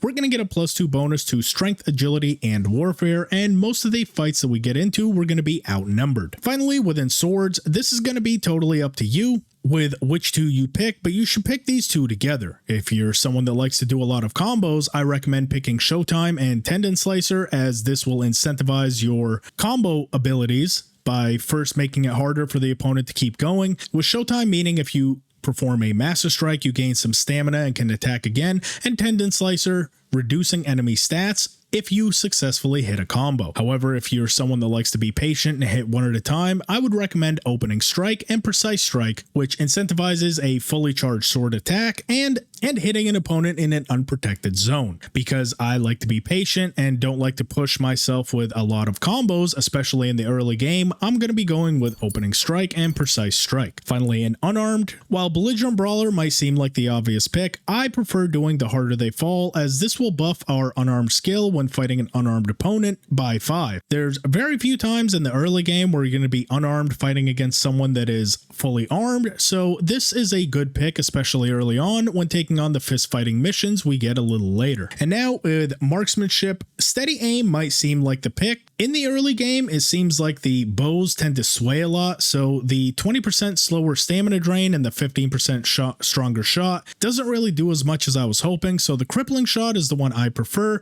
since if you hit an opponent with any sort of projectile, it's going to reduce their stamina and their combat abilities. Now, looking at the starting point of this build, we see we have a lot of different armor that is already equipped to us. We have an array of weapons we can use throughout this run. Now, depending on what you want to do, we can grind out some minor stats to make these accessible a little bit faster. So whatever your selection is, we can go ahead and grind out some of the stats required to make sure that these builds are available to you right off the bat. Because I want to do a longsword build for this run, I see that my common longsword will require 10 strength and 13 agility to use, neither of which I have at the moment. However, this can be very easily ground out. The first thing I'm going to focus on is building strength, and as we look here, I have 7 strength out of the required 10. The easiest way that I've found to build strength in the early game is simply by making yourself severely overburdened and simply walking around. This as far as XP per minute is the fastest way I've gained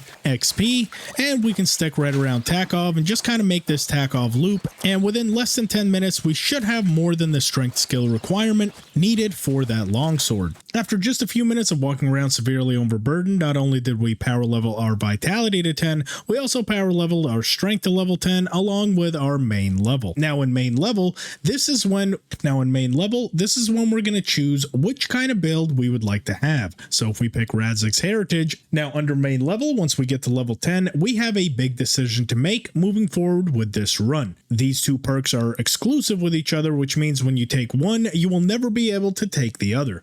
Martin's Heritage, all experience with sword fighting, crafting, and survival skills will improve by 10, while taking Radzig's Heritage will improve our heavy weapons, shooting, and scholarship by 10. For anyone that wants to focus on swords and hunting, I would recommend Martin's Heritage. For anyone that wants to use something with axes or shooting, I would take Radzig's Heritage. Since this is going to be a melee sword focused build, in my case, I will be taking Martin's Heritage. Up next in strength, as I mentioned, we're going to take the Train Hard Fight Easy 2, along with Hardworking Lad, which is going to permanently increase our carry capacity by 8, and any unconscious bodies we might carry will count as half the weight. While Pack Mule might seem like the obvious pick here, I would rather take a 4-pound loss in carry capacity but get an additional perk point rather than just go for straight up carry capacity. Pack Mule could always be taken at any point in the run, and in fact, this is the one I would recommend you take next, right after Hardworking Lad. In the Vitality tree, next to Godliness is actually extremely powerful for a build like this, because washing in a tub or a pier will heal 10 points over your health, and going to bed clean will heal you 25% faster.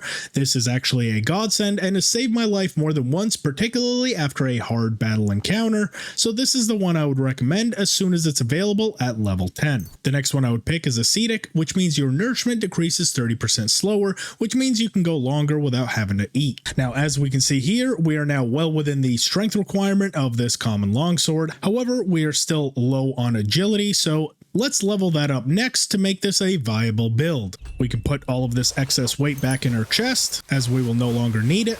Now, agility can be gained in several different ways by playing Farkle, walking around the world, or the fastest way I've found to level it is actually take part in the archery tournaments. So just up the road here, we actually have an archery range. As long as you have a bow in your inventory, which we have picked up several, we can go and participate in these, and this will also make us a little bit of initial money along the way. Now, the agility gained depends on your performance, because missing the target entirely doesn't give us any agility whatsoever. I prefer the longbows, and we'll first start off with beginners, which will cost us 5 groschen. Now, if you're not sure which target to aim for, always look around, and if you have 2 guys to your right, that means we're aiming for the far left target.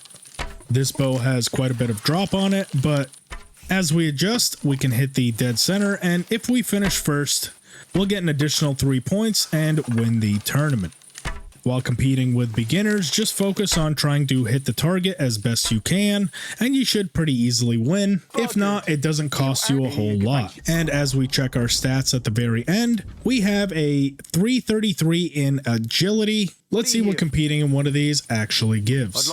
Here we go. Now look where the other archers are. Since they're both to your left, we're going to be aiming at the far right target. Here we are. We have a 9 in agility. And as we go along, we're obviously improving our marksmanship skill as well. But as we see there, it was right around 30 XP in agility to participate in that. Having a few of these tournaments, and as we go up in skill level, we'll have the option to shoot more targets, which will up our skill even faster. However, just be aware that the higher the level that you select, the better the competitors will be, and the more money you stand to lose. So let's try it against experienced archers. We're going to be aiming for the middle target. And there we are. We got 50. We got 50 points in agility for that one. Let's try it again against the experienced archers. We're going to be aiming for the far left target. I'd like again. I'm not. What's? Hang on. Yeah. Wait. I'll be. But you've. Thank you. And we're halfway to level 10 with agility, with about 3 of these completed. As you can see, you do level up quite quickly. However, at level 10 is when we can get the deft hands, which is really what we're after here. So 2 more competitions, and we should be just about there. And there we have it. We are at 10 in agility, which means the very next one we need to pick is deft hands 2, which is going to lower the agility requirements for all weapons. As you see, the stats are no longer red, which means when we use this, we won't be draining stamina like crazy, which means we can get an effective 5 to 6 strikes before we run out of stamina, as opposed to the 2 that we had before. This is going to be a very powerful and efficient starting build with a bunch of perks already set. We also have a couple here in marksmanship, which we can do. The next one I would recommend is Hal Shot First, which means that your first shot will do 15% more damage, and that's going to play nicely with the crippling shot, which is also going to make enemies have lower stamina and their combat ability reduced. You can also pick Salvo, which means each shot to reload is going to be much faster, but I prefer power over speed at the very beginning. So looking back through everything we've done up to this point, we have a large array of armors at our disposal, which we can either use or sell. We also have a lot of weapon variety, so you can pick how you want your build to go, along with a lot of materials that we can use to craft potions, a lot of blacksmithing materials that we can craft weapons with, and everything we need moving forward for this starting build. Now, the next step I would recommend is to find Mutt, as he can help you with quite a few of the quests moving forward. But from here, the world is your oyster. As you can see with the route that we took, we have most of the map uncovered, along with most of the fast travel locations throughout the map. So this is going to give you a good chance to actually go around and have fun on your playthrough. I hope you guys enjoyed this build, and I'll see you all in the next one.